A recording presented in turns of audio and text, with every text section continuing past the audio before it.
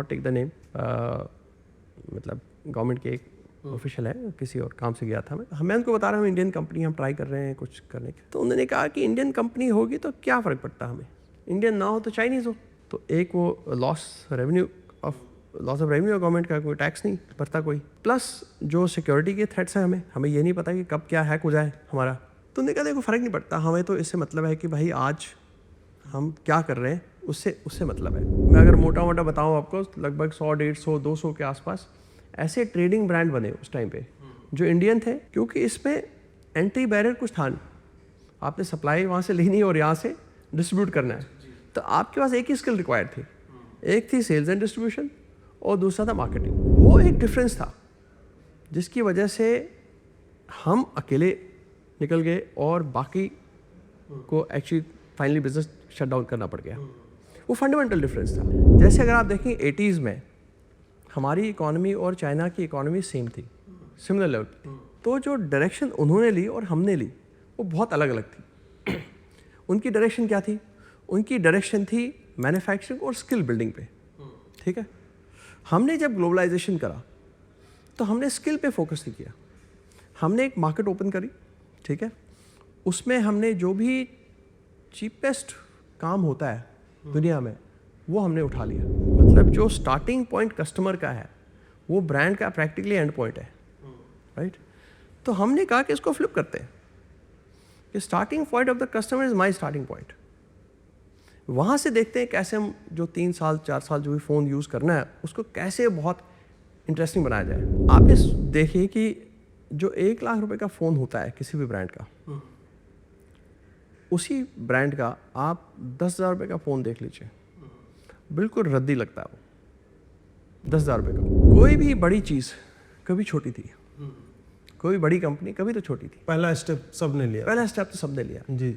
और जब भी आपने स्टार्ट किया तब कोई बड़ा था आपसे। जैसे हमारे यहाँ का इंजीनियर जब सिलिकॉन वैली जाता है तो बहुत बढ़िया काम करता है, ठीक है। और यहाँ पे क्यों ही करता है? क्योंकि उसको अच्छा काम करना है, अच्छा काम करना, और जो साथ में जिनके काम करेगा वो हाई क्वालिटी के लोग होंगे, उसकी लर्निंग होगी, तो उसको ग्रो करना लाइफ में, ठीक। वो एनवायरनमेंट हमें इंडिया में क्रिएट करना पड़ेगा। हमको हिंदी रखना है? हाँ, हिंदी। बीच में अंग्रेजी मतलब आ जाए बीच में तो वो तो नेचुरली आ जाए। चले, आ रही है। ठीक। नमस्कार दोस्तों, आत्मनिर्भर भारत की परिकल्पना में स्मार्टफोन भारत में अभी जो चल रहा है उससे बहुत पहले आ गया था, और जिस रूप में आया था उस रूप में आप उसे टिपिकल मेक इन इंडिया नहीं कह सकते, परंतु हाँ, यह एक आरंभ बिंदु था जहाँ से हम 16 वर्षों की यात्रा जो है हर ब्रांड की, चाहे लावा हो जहाँ हम आज बैठे हुए उनके हेडक्वार्टर्स में, फिर कार्बन था, माइक्रोमैक्स था, इस तरह के स्मार्टफोन्स आ रहे थे। फिर कुछ चाइनीज़ कंपनियां आ जाती हैं जो तरह तरह के कंपटीशंस लेकर के आती हैं। उन्होंने अलग तरह से इनोवेट करना आरंभ किया। पहले चीप प्रोडक्ट्स को मार्केट में फ्लड करना, लोगों को आदत डलवाना, और उसके बाद में वो चलते चलते वो फ्लैगशिप जो ढंग का भी बना पा रहे हैं। एक चीज़ जो लगातार देख रहे थे कि आत्मनिर्भर के नाम पे चीन से सामान को ला करके रीपैकेज करके भारतीय बाज़ारों में बेचा जा रहा था। तो क्या हम एक्चुअल में उसे मैन्युफैक्चरिंग कह सकते हैं, या फिर वो असेंबलिंग था जो संभवतः आने वाले मैन्युफैक्चरिंग बूम के लिए कहीं ना कहीं पहली सीढ़ी होती है, पहला चरण होता है कि आपको बेसिक असेंबलिंग सीखनी पड़ेगी, उसके बाद ही आप अपना कुछ मैन्युफैक्चर कर सकते हो। इसी संदर्भ में हम आपके पास अलग अलग सेक्टर के लोगों से, सीईओ से मिलते हैं और आप तक उनके फैक्ट्री विजिट्स या उनकी यात्रा कैसी रही यह लेकर के आते हैं, ताकि जो भी बडिंग एंटरप्रेन्योर्स हैं वो इनकी यात्रा से सीखें, इनके चैलेंजेस से सीखें, या हम किस तरह से, यदि हमारे पास आइडिया है, टीम है, तो हम एग्जीक्यूट कैसे कर सकते हैं, ये सारा करें। इसमें हम जब 4-5 लोगों से मिले उसके बाद फिर हमें भी लगा कि हमें और भी फ्रीक्वेंटली इस पे बात करनी चाहिए। अभी अग्नि 4 लॉन्च हुआ था लावा का, तो फिर मुझे लगा कि एक भारतीय ब्रांड है और लॉन्च हो रहा है, उसकी मार्केटिंग चल रही थी, तो मैंने इनके सीईओ सुनील रैना जी को ट्विटर पे इस होप के साथ मैसेज किया था कि संभवतः रिप्लाई नहीं आएगा, लेकिन इनका प्रॉम्प्टली रिप्लाई आया और उन्होंने तुरंत ही बोला कि नहीं, we would love to sit and talk with you, और ये हमारे ब्रांड की जर्नी के लिए एक अच्छा होगा कि लोग जानें कि हमारे चैलेंजेस क्या क्या हैं। तो आज हम सुनील जी के साथ बैठे हुए। सुनील जी, बहुत बहुत स्वागत है आपका। Thank you so much for having me. 16 वर्ष बीत चुके हैं लावा के, और जब हम एंटर करते हैं आपके ऑफिस स्पेस में तो वहाँ प्राउडली इंडियन हैशटैग जो मुझे लगता है कि लंबे समय से इसके साथ है। इस ब्रांड का आरंभ कैसे होता है? क्योंकि जब हम 2009 को देखते हैं तो उस वक्त ब्लैकबेरी का डेथ हो रहा था एक तरह से। एप्पल ने पूरा का पूरा स्मार्टफोन की परिकल्पना जो पूरी तरह से बदल दी। आरंभ में 2007 में एप्पल आता है तो बहुत कॉस्टली था, अफोर्डेबल नहीं था, लेकिन 9 तक आते आते कैरियर के साथ उन्होंने बंडल्ड ऑफर देना चालू किया $99, $199 पे, और फिर एक flood of Chinese Android phones जो है वो आने लगा। इन सब के बीच लावा का आरंभ होता है, तो थोड़ी उसकी आरंभिक यात्रा के बारे में बताइए, कहाँ से आरंभ होता है? जी, सबसे पहले अजीत जी थैंक यू, आपने हम इस कॉन्वर्सेशन को हमारे साथ कर रहे हैं। तो हम भी चाहते हैं कि लोगों को कंपनी के बारे में और ओवरऑल जो मैन्युफैक्चरिंग सिनेरियो भी बिल्ड हो रहा है उसके बारे में लोगों को पता चले। So thank you for this opportunity. देखिए, शुरुआत 2008-2009 से रफली होती है, जब उस एक टाइम पे नोकिया जो है 80% मार्केट शेयर होल्ड करता था। मतलब फीचर फ़ोन मोस्टली थे, मेजर था। उसके बाद स्मार्टफोन्स आए तो नोकिया एक बहुत बड़ा प्लेयर था ओवरऑल। तो उस समय पे क्या था कि ऑप्शन बड़े लिमिटेड थे लोगों के पास। जैसे आपने कहा कि उसके बाद वो ब्लैकबेरी, एप्पल, तो वो बिल्कुल एक डिफरेंट सेगमेंट था वो, राइट। बट जो मास सेगमेंट था उसके अंदर ऑप्शंस बहुत लिमिटेड थे। और हुआ ये कि उस टाइम पे, अगर आपको पता होगा, उस टाइम पे जो नेटवर्क्स थे वो बड़े तेज़ी से रोल आउट हो रहे थे इंडिया में। चाहे एयरटेल का नेटवर्क है या वोडाफोन थे या BSNL का भी नेटवर्क था, तो बहुत तेज़ी से नेटवर्क रोल आउट हो रहे थे। तो उस वजह से क्या था कि डिमांड जो है फ़ोन्स की बहुत बढ़ रही थी, और क्योंकि ऑप्शन लिमिटेड थे। और इसी टाइम पे जो चाइना है, चाइना में जो सप्लाई का इकोसिस्टम था वो बहुत तेज़ी से बढ़ रहा था, क्योंकि ये ग्लोबल सिनेरियो था, जो नेटवर्क्स तो नए नए सब जगह लग रहे थे। तो China ahead of the curve होके उन्होंने उसका एक जो प्रोडक्ट बनाने का जो इकोसिस्टम है वो बिल्ड कर दिया। और हुआ ये कि फिर चाइना से सारे लोग सप्लाई लेके जो बहुत हाई पेस डिमांड थी उसको फुलफिल करते थे। तो उसमें क्योंकि कुछ आपको करना था नहीं, नए कस्टमर आ रहे थे और डिमांड हाई थी और सप्लाई कम थी, तो आप जाके इजीली चाइना जाके आप वहाँ से सप्लाई उठा के यहाँ पे आप उसको फुलफिल करते थे। तो इसी वजह से उस टाइम पे बहुत सारे लोगों को लगा कि इस इंडस्ट्री में बहुत ज़्यादा पोटेंशियल है और इस इंडस्ट्री में पैसा बनाया जा सकता है। तो इसे ट्रेडिंग वाले ब्रांड बहुत सारे बन गए। तो मैं अगर मोटा मोटा बताऊँ आपको, लगभग 100, 150, 200 के आसपास ऐसे ट्रेडिंग ब्रांड बने उस टाइम पे, जो इंडियन थे। और इसके अलावा चाइनीज़ बहुत सारे थे, और उसके अलावा हर कंट्री में, दुनिया के हर कंट्री में कम से कम 20-20, 30, 50 ऐसे इस टाइप के छोटे छोटे ब्रांड बने। क्योंकि इसमें एंट्री बैरियर कुछ था नहीं, आपने सप्लाई वहाँ से लेनी और यहाँ से डिस्ट्रीब्यूट करना है। तो आपके पास एक ही स्किल रिक्वायर्ड थी, एक थी सेल्स एंड डिस्ट्रीब्यूशन और दूसरा था मार्केटिंग। अब जिसकी ज़्यादा मार्केटिंग की कैपेबिलिटी है, जो जिसके पास ज़्यादा पैसा है, like you know, whoever could shout loudest would become the biggest player। तो ये इस टाइप का सिनेरियो चल रहा था। और फिर जो स्मार्टफोन तेज़ी से बढ़ने लगे, जैसे आपने कहा कि आपने ब्लैकबेरी की बात करी, बट इसी तरीके से और भी कई ब्रांड्स हैं जो फाइनली शट डाउन हो गए। HTC एक बहुत बड़ा प्लेयर था जो बाद में HTC था, LG भी था, हाँ LG भी, सोनी था, ठीक है। तो ये और भी बड़े बड़े ऐसे प्लेयर थे जो कि फाइनली शट डाउन हो गए ओवर टाइम। तो फाइनली जो 2009 से 2000 आप समझ लिए 16 तक का जो 6-7 साल का जो टाइम था, उसी पीरियड में सारी ग्रोथ भी हुई और सारी कंसोलिडेशन भी हुई। तो 2015-16 के आसपास जब चाइनीज़ कंपनीज इंडिया में खुद आई, क्योंकि उनका इकोसिस्टम बना हुआ था, तो वो फिर अपने ब्रांड लेके इंडिया में आ गए। वो ऑलरेडी हमसे कम से कम 10-12 साल आगे थे इन द प्रोडक्ट इकोसिस्टम। उस वजह से फिर वो डिस्ट्रप्शन हुआ। तो हमारी कंपनी 2009 में स्टार्ट हुई और उसी टाइम पे एक दिशा थी, जैसे मैंने कहा कि आप सेल्स एंड डिस्ट्रीब्यूशन मार्केटिंग करके आप आगे ले जा सकते थे चीज़ों को।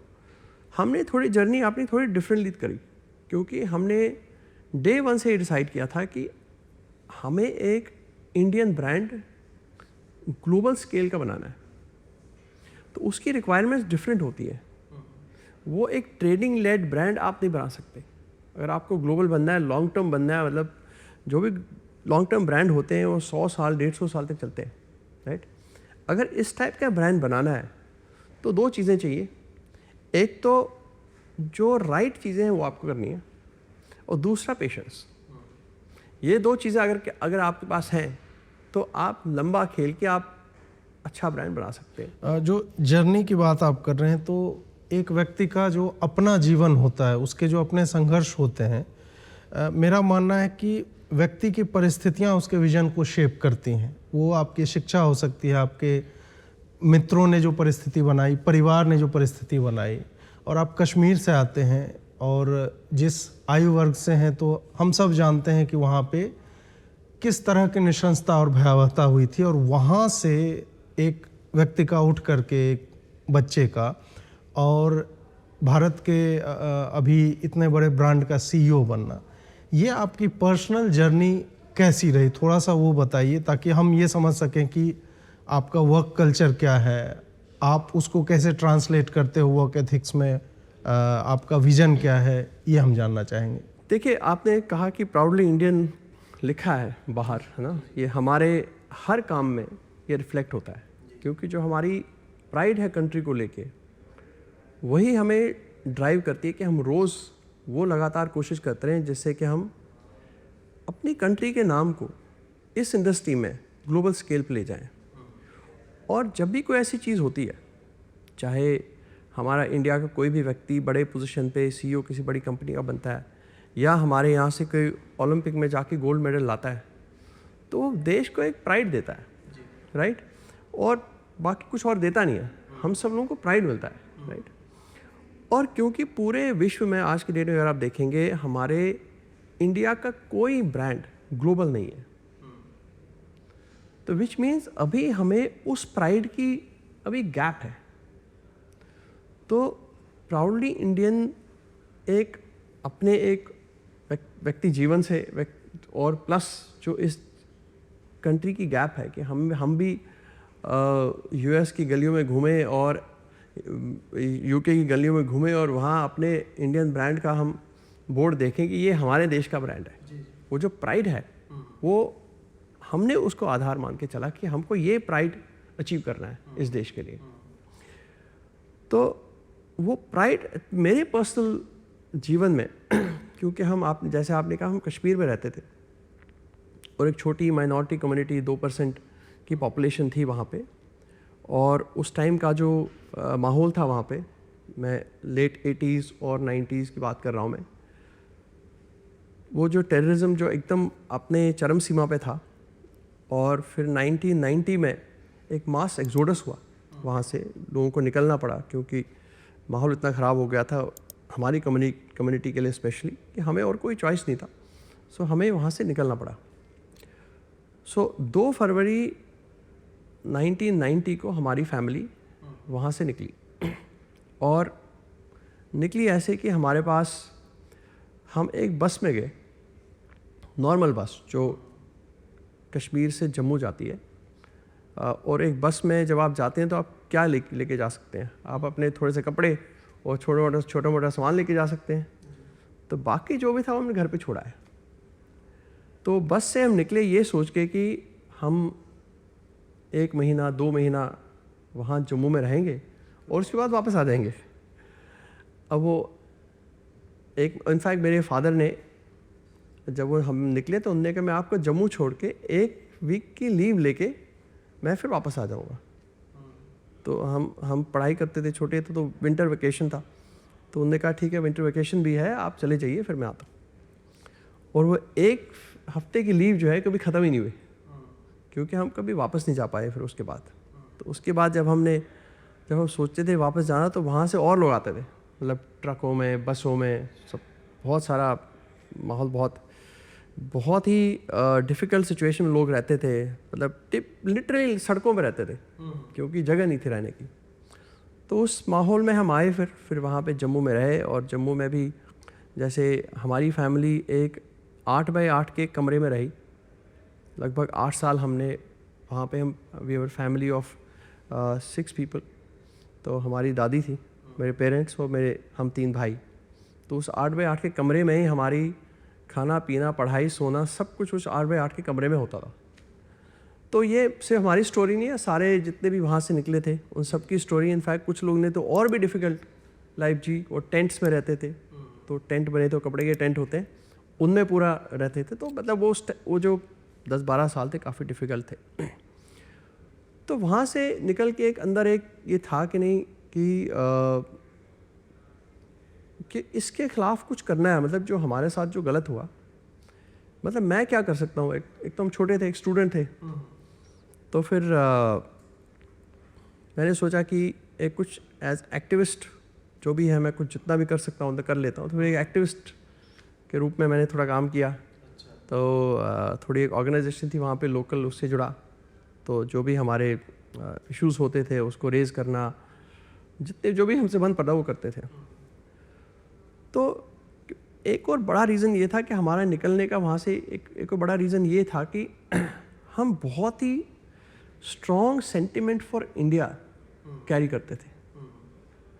और वही एक वजह भी बनी कि जिससे कि हमारे ऊपर बहुत ट्रबल हुई। तो वो स्ट्रॉन्ग सेंटिमेंट, क्योंकि ये इतना बड़ा हमारे साथ गलत हुआ, तो वो स्ट्रॉन्ग सेंटिमेंट और स्ट्रॉन्ग होता गया। तो धीरे धीरे करके जब मैंने लावा ज्वाइन किया, तो उस टाइम पे ये डिसाइड मैंने किया था कि अगर मुझे देश के लिए कुछ कंट्रीब्यूट करना है तो कुछ ऐसा करना होगा जिससे कि जो हमारे देश का कोई ऐसा एरिया हो जहाँ पे हम उसके प्रतिष्ठा दे सकते हैं, तो उस टाइप का काम कर लेना, उसमें जुड़ जाना चाहिए।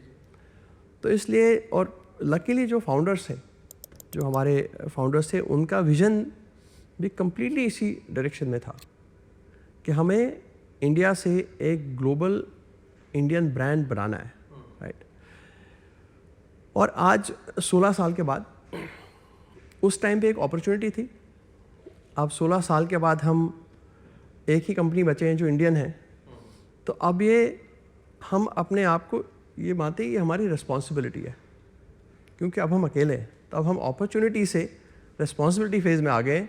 हमें लगता है कि अब हमें, हमारे कंधों पे है ये कि हमको इसको, वो जो हमने डिसाइड किया था उस टाइम पे, उसको पूरा करने का। आपने ऐसा क्या किया जो बाकियों ने नहीं किया, जो बाकी सब पेरिश हो गए और आप जो है बचे हुए, मतलब 16 साल और गोइंग स्ट्रॉन्ग एक तरह से कहा जा सकता है? क्या आपने अलग किया? देखिए जी, किसी भी ब्रांड को बनाने के लिए 4-5 चीज़ें इंपॉर्टेंट होती है। कोई भी ग्लोबल ब्रांड ले लीजिए, उसके 4-5 चीज़ आप पैटर्न में देखेंगे। पहला होता है उस कंपनी का विजन क्या है, कि आप क्या, मतलब अपने लिए नहीं, एक तो कमर्शियल रीज़न तो है ही आपका, बट आप सोसाइटी के लिए, कंट्री के लिए, जिस किसी चीज़ के लिए आप इम्पैक्ट करना चाहते हैं, वो क्या इम्पैक्ट करना चाहते हैं आप। तो वो एक लॉन्ग टर्म आपका एक विजन होता है जिसकी आप क्लैरिटी होती है। जैसे हमारा डे 1 से था कि हमें एक ग्लोबल इंडियन ब्रांड बनाना, तो एक कंट्री के लिए कंट्रीब्यूशन हमारा होगा। कमर्शियल सक्सेस के बिना वो हो नहीं सकता, ये तो फैक्ट है, राइट। कमर्शियली सक्सेस होना पड़ेगा, फंड आपको कौन देगा, अदरवाइज तो हो नहीं पाएगा। बट वो विजन होना कि मैं क्या कंट्रीब्यूट करूँगा, वो बड़ा इंपॉर्टेंट होता है, क्योंकि उससे आपकी जर्नी जो है एक स्ट्रेट रहती है और कोई कन्फ्यूजन नहीं रहता मैं जो कर रहा हूँ वो क्यों कर रहा हूँ। वो तो नंबर 1 है। दूसरा होता है कि आप किसी भी इंडस्ट्री में जाएंगे अगर, तो आपको एक सर्टेन कैपेबिलिटी बिल्ड करनी पड़ती है। एक हर इंडस्ट्री की एक वैल्यू चेन होती है। उस वैल्यू चेन में आपके हर component of that value chain में आपको एक्सीलेंस क्रिएट करनी होती है। आप ये नहीं कह सकते कि मैं शर्ट बनाऊंगा, ठीक है, लेकिन मेरे को कपड़े की नॉलेज नहीं होगी, राइट। आप जिस बिजनेस में हैं उस बिजनेस में आपको वैल्यू चेन का सब कुछ पता होना चाहिए और आपको बिल्ड भी करना पड़ेगा। जैसे हमारी इंडस्ट्री में वैल्यू चेन के कंपोनेंट्स क्या हैं, जैसे आपकी डिज़ाइन है जो R&D से निकलती है, ठीक है। उसके बाद आपकी मैन्युफैक्चरिंग है, मैन्युफैक्चरिंग के साथ सप्लाई चेन है, सप्लाई चेन के बाद आपका फ्रंट एंड का जो सेल्स, मार्केटिंग, कस्टमर सर्विस, ये सारी वैल्यू चेन है। तो जो उस टाइम पे चल रहा था कि जो फ्रंट एंड का वैल्यू चेन का पार्ट था, सारा काम उस पे होता था इंडिया में। दुकान अच्छा हमें दिखाना है। करेक्ट। तो अब आप शुरुआत आपकी, मतलब प्रोडक्ट कुछ भी आए, आपको ये नहीं पता प्रोडक्ट क्या है, इसकी क्वालिटी क्या है, आपने उठाया और फिर फाइनली जो फ्रंट एंड में बहुत काम किया आपने बहुत बढ़िया काम किया। लेकिन जब वो कंपनीज इंडिया में आई जिनके पास ये वाला स्किल भी था, राइट, तो अचानक से आपका डिसरप्शन हो गया, क्योंकि इसके बारे में आपको पता है नहीं, तो इसलिए डिसरप्ट हो गए। तो इसकी समझ हमारे फाउंडर्स को डे वन से थी कि अगर ये करना है तो ये पूरा हमें समझना पड़ेगा और इसके ऊपर काम करना पड़ेगा। इससे 2012 में ही हमने चाइना में जाके अपना एक R&D का पूरा स्ट्रक्चर बनाया, वहाँ पे पूरा ऑफिस खोला। हमारे पास 800 लोग काम करते थे चाइना में, 2012 की बात है। और क्योंकि प्रोडक्ट का जो कैपेबिलिटी है वो सबसे इम्पॉर्टेंट है हमारी इंडस्ट्री में, क्योंकि प्रोडक्ट ये वाला जो है आप दिन में 100 बार 200 बार यूज़ करते हैं और एवरी एक्सपीरियंस मैटर्स, तो इसलिए उसको तो सबसे पहले सही करना है। तो हमने वहाँ पे लगाया। अब वहाँ पे हमने क्यों लगाया, क्योंकि इकोसिस्टम इंडिया में ज़ीरो था। आप एक इंजीनियर ढूंढने जाएंगे कि जिसको बैठ के बता दें फ़ोन बनाना, आपको नहीं मिलेगा उस टाइम पे। तो इसलिए ना वो स्किल बिल्ड करी थी, ना उस टाइप के R&D हो रही थी इंडिया में, तो इसलिए आपको इंडिया में कर नहीं सकते थे आप। इसलिए हमने कहा कि इसको सीखने के लिए चाइना में करना पड़ेगा। तो हमने वहाँ पे स्टार्ट किया 2012 में। फिर हमने इंडिया से कुछ 30-35 इंजीनियर हायर करे और उनको चाइना भेजा। चाइना भेज के उनको 2 साल वहाँ पे रखा हमने। तो 2 साल में वो सीखे कि कैसे R&D होती है, कैसे डिज़ाइन होता है। फिर उसके बाद हमने शिफ्ट किया, धीरे धीरे शिफ्ट करके फिर हमने पूरा सेटअप जो है इंडिया में उसको शिफ्ट किया। और इसी दौरान लगभग 2015 के आसपास हमने अपनी फैक्ट्री भी लगा दी इंडिया में। जब ये PLI स्कीम इसका कोई नहीं था, तो कोई ऐसा कोई आपको फोर्स नहीं था कि या कोई इंसेंटिव नहीं था करने का। बट क्योंकि हमें पता था कि अगर ये पार्ट आपने सही से कंट्रोल नहीं किया तो आप कभी भी इन ग्लोबल प्लेयर से लड़ नहीं सकते। देखिए, जब आपके कंट्रोल में होता है तो 2-3 चीज़ें आपको उससे फ़ायदा होती है। एक तो आप जो इनोवेशन करना चाहते हैं, मार्केट की जो इन्फॉर्मेशन है उसको एक एक्चुअल प्रोडक्ट में कन्वर्ट करने के लिए अगर आपका स्किल है तो और अपने पास है तो वो आप बेहतर कर सकते हैं, नंबर 1। नंबर 2, जो डिज़ाइन मैन्युफैक्चरिंग है इसका एक बहुत बड़ा रोल होता है क्वालिटी प्रोड्यूस करने का, कि कितनी अच्छी क्वालिटी होगी, वो इस पे बहुत बड़ा उसका रोल है इन 2 पार्ट्स का। तो चाहे वो क्वालिटी हो या चाहे वो इनोवेशन, उसके लिए आपको ये कंट्रोल करना बहुत इंपॉर्टेंट है। मतलब हम लोगों ने यहाँ पे इंडिया में 2015 में शुरुआत की मैन्युफैक्चरिंग की। चाइना से ये देखना था कि जो राइट प्रोसेस हैं, जो हमने प्रोसेस लिखे हैं और जो हम एक्चुअल कर रहे हैं वो सेम होने चाहिए, उसमें गैप नहीं होना चाहिए। तो हमने उस पर ध्यान दिया और उसकी वजह से हम 6 महीने के अंदर हमने यहाँ पे प्रोडक्शन रैंप अप कर दिया सारा। और जो हमारे मार्केट फेलियर रेट थे, जो प्रोडक्ट इंडिया से बन के गए मार्केट में, वो चाइना के मुकाबले 40 से 50% उनका मार्केट फेलियर रेट कम था। तो क्योंकि ये पहले से समझ थी तो हमने इस पे ज़्यादा इन्वेस्ट किया कंपेयर टू फ्रंट एंड, क्योंकि उस टाइम पे सबसे ज़्यादा एक्सपेंडिचर मार्केटिंग पे होता था। तो हमारा, क्योंकि हमसे लोग कहते थे कि भाई देखो बाकी आपके जो कॉम्पिटिटर्स हैं वो तो बहुत ज़्यादा मार्केटिंग में खर्चा कर रहे हैं, आप क्यों नहीं कर रहे हो। तो हमने थोड़ा बैलेंस बनाया कि हमें ये काम करना है लॉन्ग टर्म के लिए और शॉर्ट टर्म के लिए जो भी रिक्वायर्ड है वो हम करेंगे। वो एक डिफरेंस था जिसकी वजह से हम अकेले निकल गए और बाकी को actually finally business shut down करना पड़ गया। वो फंडामेंटल डिफरेंस था। और वो हमेशा वो डिफरेंस जो भी कोई इंडियन कंपनी अब ट्राई कर रही है या ट्राई करेगी, ये फंडामेंटल चीज़ तो इसको समझ के ही करना पड़ेगा।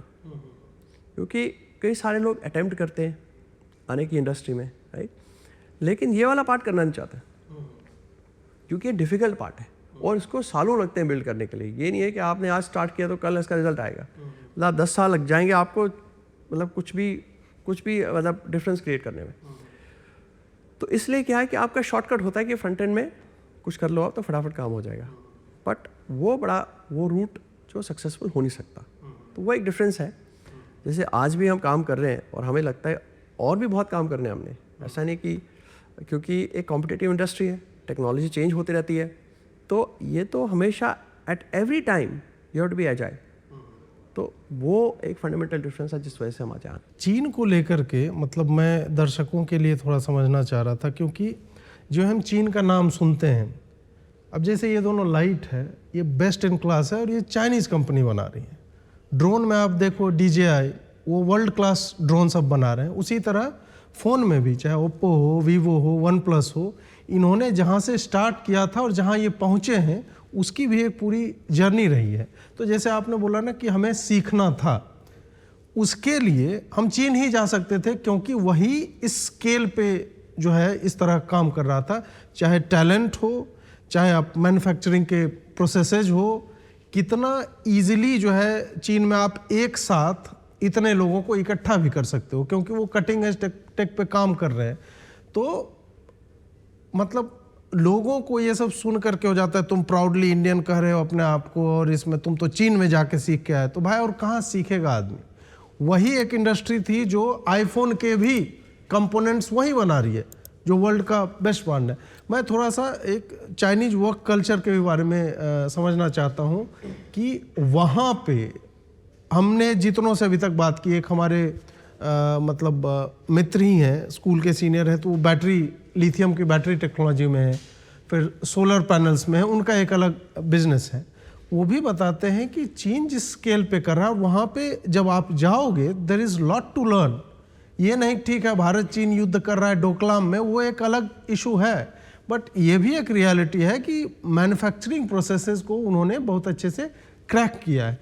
थोड़ा समय वहाँ का कल्चर क्या है उसको मैं समझना चाहता हूँ। एक्चुअली क्या है कि कंट्रीज़ की लाइफ में ना एक ऐसा टाइम आता है जब आपको डिसाइड करना होता है कि आपको दिशा क्या लेनी है, क्योंकि जो दिशा है वो सदियों तक चलती है, एक बार स्टार्ट होगी तो, और वो मतलब इजीली रिवर्सिबल भी नहीं होती है।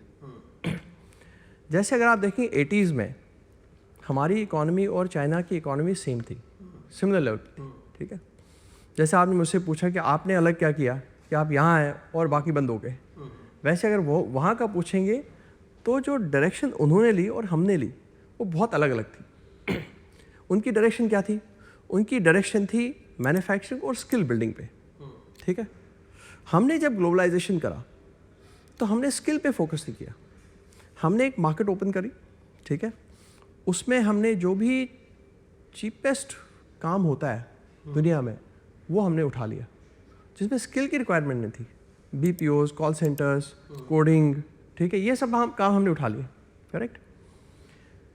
और जो चाइना ने काम उठाया वो स्किल का काम उठाया, टेक्नोलॉजी का काम उठाया। तो उन्हें मैन्युफैक्चरिंग करी, मैन्युफैक्चरिंग फिर आगे जाके फिर वो अब R&D में बहुत आगे निकल गए, राइट। उनके पेटेंट्स बहुत सारे हो गए। तो वो जो 80s के का जो समय था वो बड़ा क्रिटिकल था डिसीजन मेकिंग में।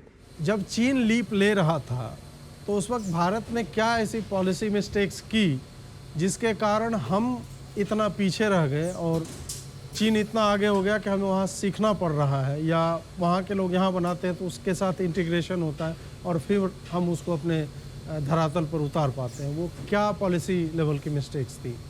वो जो मुझे लगता है कि हमने 2004-5 के आसपास कुछ एग्रीमेंट साइन किए, जो ट्रेड एग्रीमेंट्स, जिनसे कि हमारे यहाँ पे कंपोनेंट इंपोर्ट करने पे ड्यूटी ज़्यादा थी और प्रोडक्ट इंपोर्ट करने पे ड्यूटी या तो थी नहीं या कम थी, जो फिनिश प्रोडक्ट। मतलब हम पूरा का पूरा फ़ोन विदेश में बनाएं और इंपोर्ट कर लें, उस पर ज़ीरो ड्यूटी है, और हम यहाँ बनाना चाहें तो उसको कम्प्लीटली किल कर दिया गया एक तरह से। और कंपोनेंट पे ड्यूटी थी, अगर आप कंपोनेंट इंपोर्ट कर रहे हो उसी फ़ोन के। मतलब जैसे हम फ़ोन बना रहे हैं तो हम डिस्प्ले मंगवा रहे हैं तो उस पर ड्यूटी है, कैमरा मंगवा रहे हैं उस पर ड्यूटी है, और ये सब ख़त्म कब होता है? मतलब ये पॉलिसी चेंज कब होती ये है? 2014-15 में ये पॉलिसी चेंज हुई। अच्छा। जबकि जब ये रियलाइज़ किया गया कि हमारा जो इंपोर्ट बिल है, जो डॉलर का यूजेज है, वो ऑयल के बाद इलेक्ट्रॉनिक्स पहुंच गया था। अच्छा। जैसे जैसे इलेक्ट्रॉनिक्स प्रोडक्ट्स की खपत बढ़ रही थी हमारे देश में, तब ये रियलाइज़ किया गया कि ये इतने हम डॉलर क्यों स्पेंड कर रहे हैं फॉरेन करेंसी। फिर उसका रीज़न आइडेंटिफाई हुआ और फिर पॉलिसी लेवल के चेंजेस हुए। तो इसीलिए 2015 से जो मेक इन इंडिया और ये सब चालू हुआ, तो उसमें ड्यूटी, सबसे पहले ड्यूटी स्ट्रक्चर को ठीक किया गया कि जो इंडिया में हम मैन्युफैक्चरिंग कर रहे हैं उसको इंसेंटिव मिलना चाहिए, उस पर प्रोडक्ट पे ड्यूटी होनी चाहिए, ना कि कंपोनेंट्स।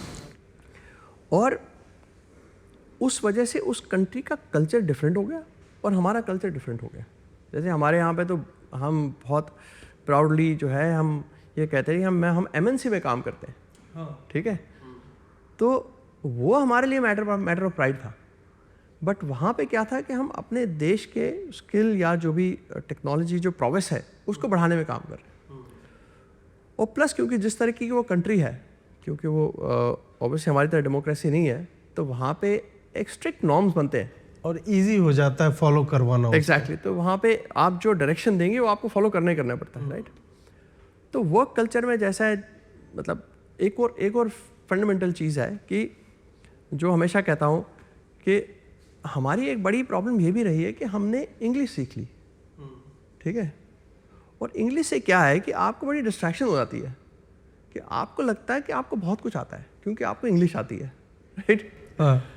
और मैं आपको एग्जांपल देता हूँ, जितनी भी सक्सेसफुल कंट्रीज़ हैं उनको इंग्लिश नहीं आती है, चाहे यूरोपियन कंट्रीज़ हो, चाहे एशियन कंट्रीज़ हो। आप जर्मनी से लेके आप जापान देख लीजिए, जापान ले लीजिए, कोरिया ले लीजिए, चाइना ले लीजिए, इसराइल ले लीजिए, इनको इंग्लिश नहीं आती है, राइट। बट हमने इंग्लिश को माना है कि ये बड़ी इंपॉर्टेंट चीज़ है, अगर आपको कुछ करना है तो ये बड़ी इंपॉर्टेंट चीज़ है।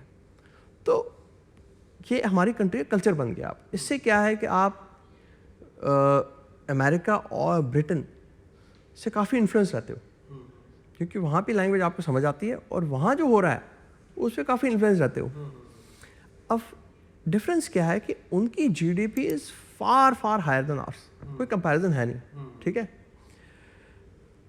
उनके कंपैरिजन हम बहुत गरीब हैं, लेकिन हमें वर्क कल्चर चाहिए वहाँ का, क्योंकि हमको दिखता है, हमें वो समझता है, राइट। 4 days 5 days जो भी होता है वो हमें वो चाहिए, हम उस कल्चर को फॉलो करते हैं। वो कल्चर वो है जो कि बहुत अमीर का कल्चर है। मतलब गरीब आदमी बोले कि नहीं मैं अमीर आदमी की तरह सुबह 12 बजे उठ के फिर काम पे जाऊंगा, तो वो तो नहीं चलेगा उसके लिए।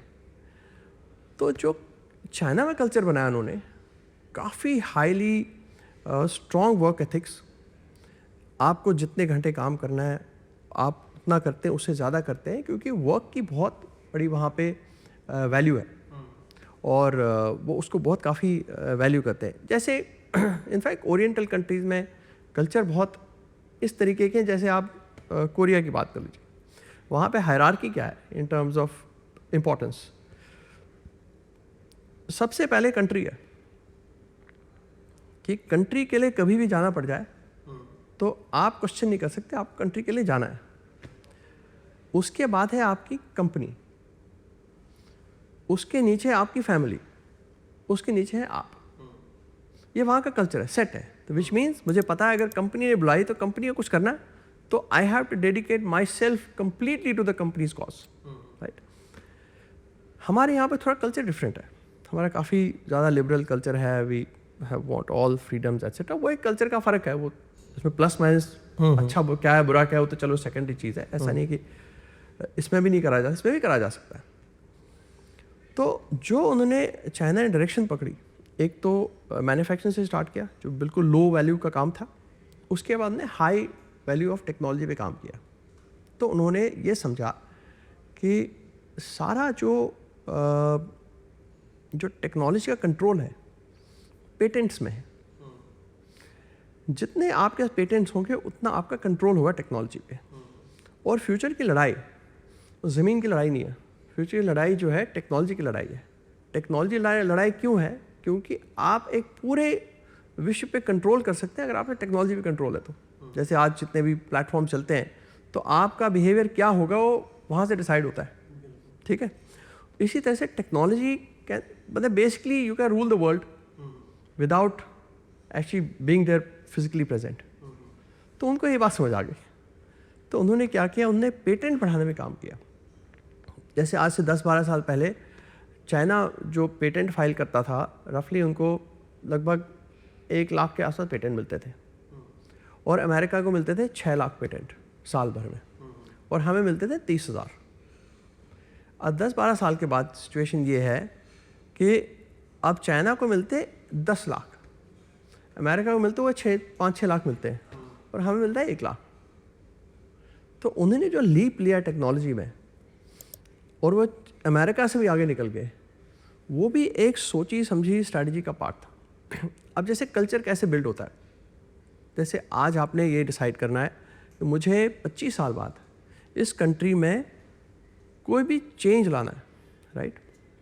वो चेंज कहाँ से आएगा?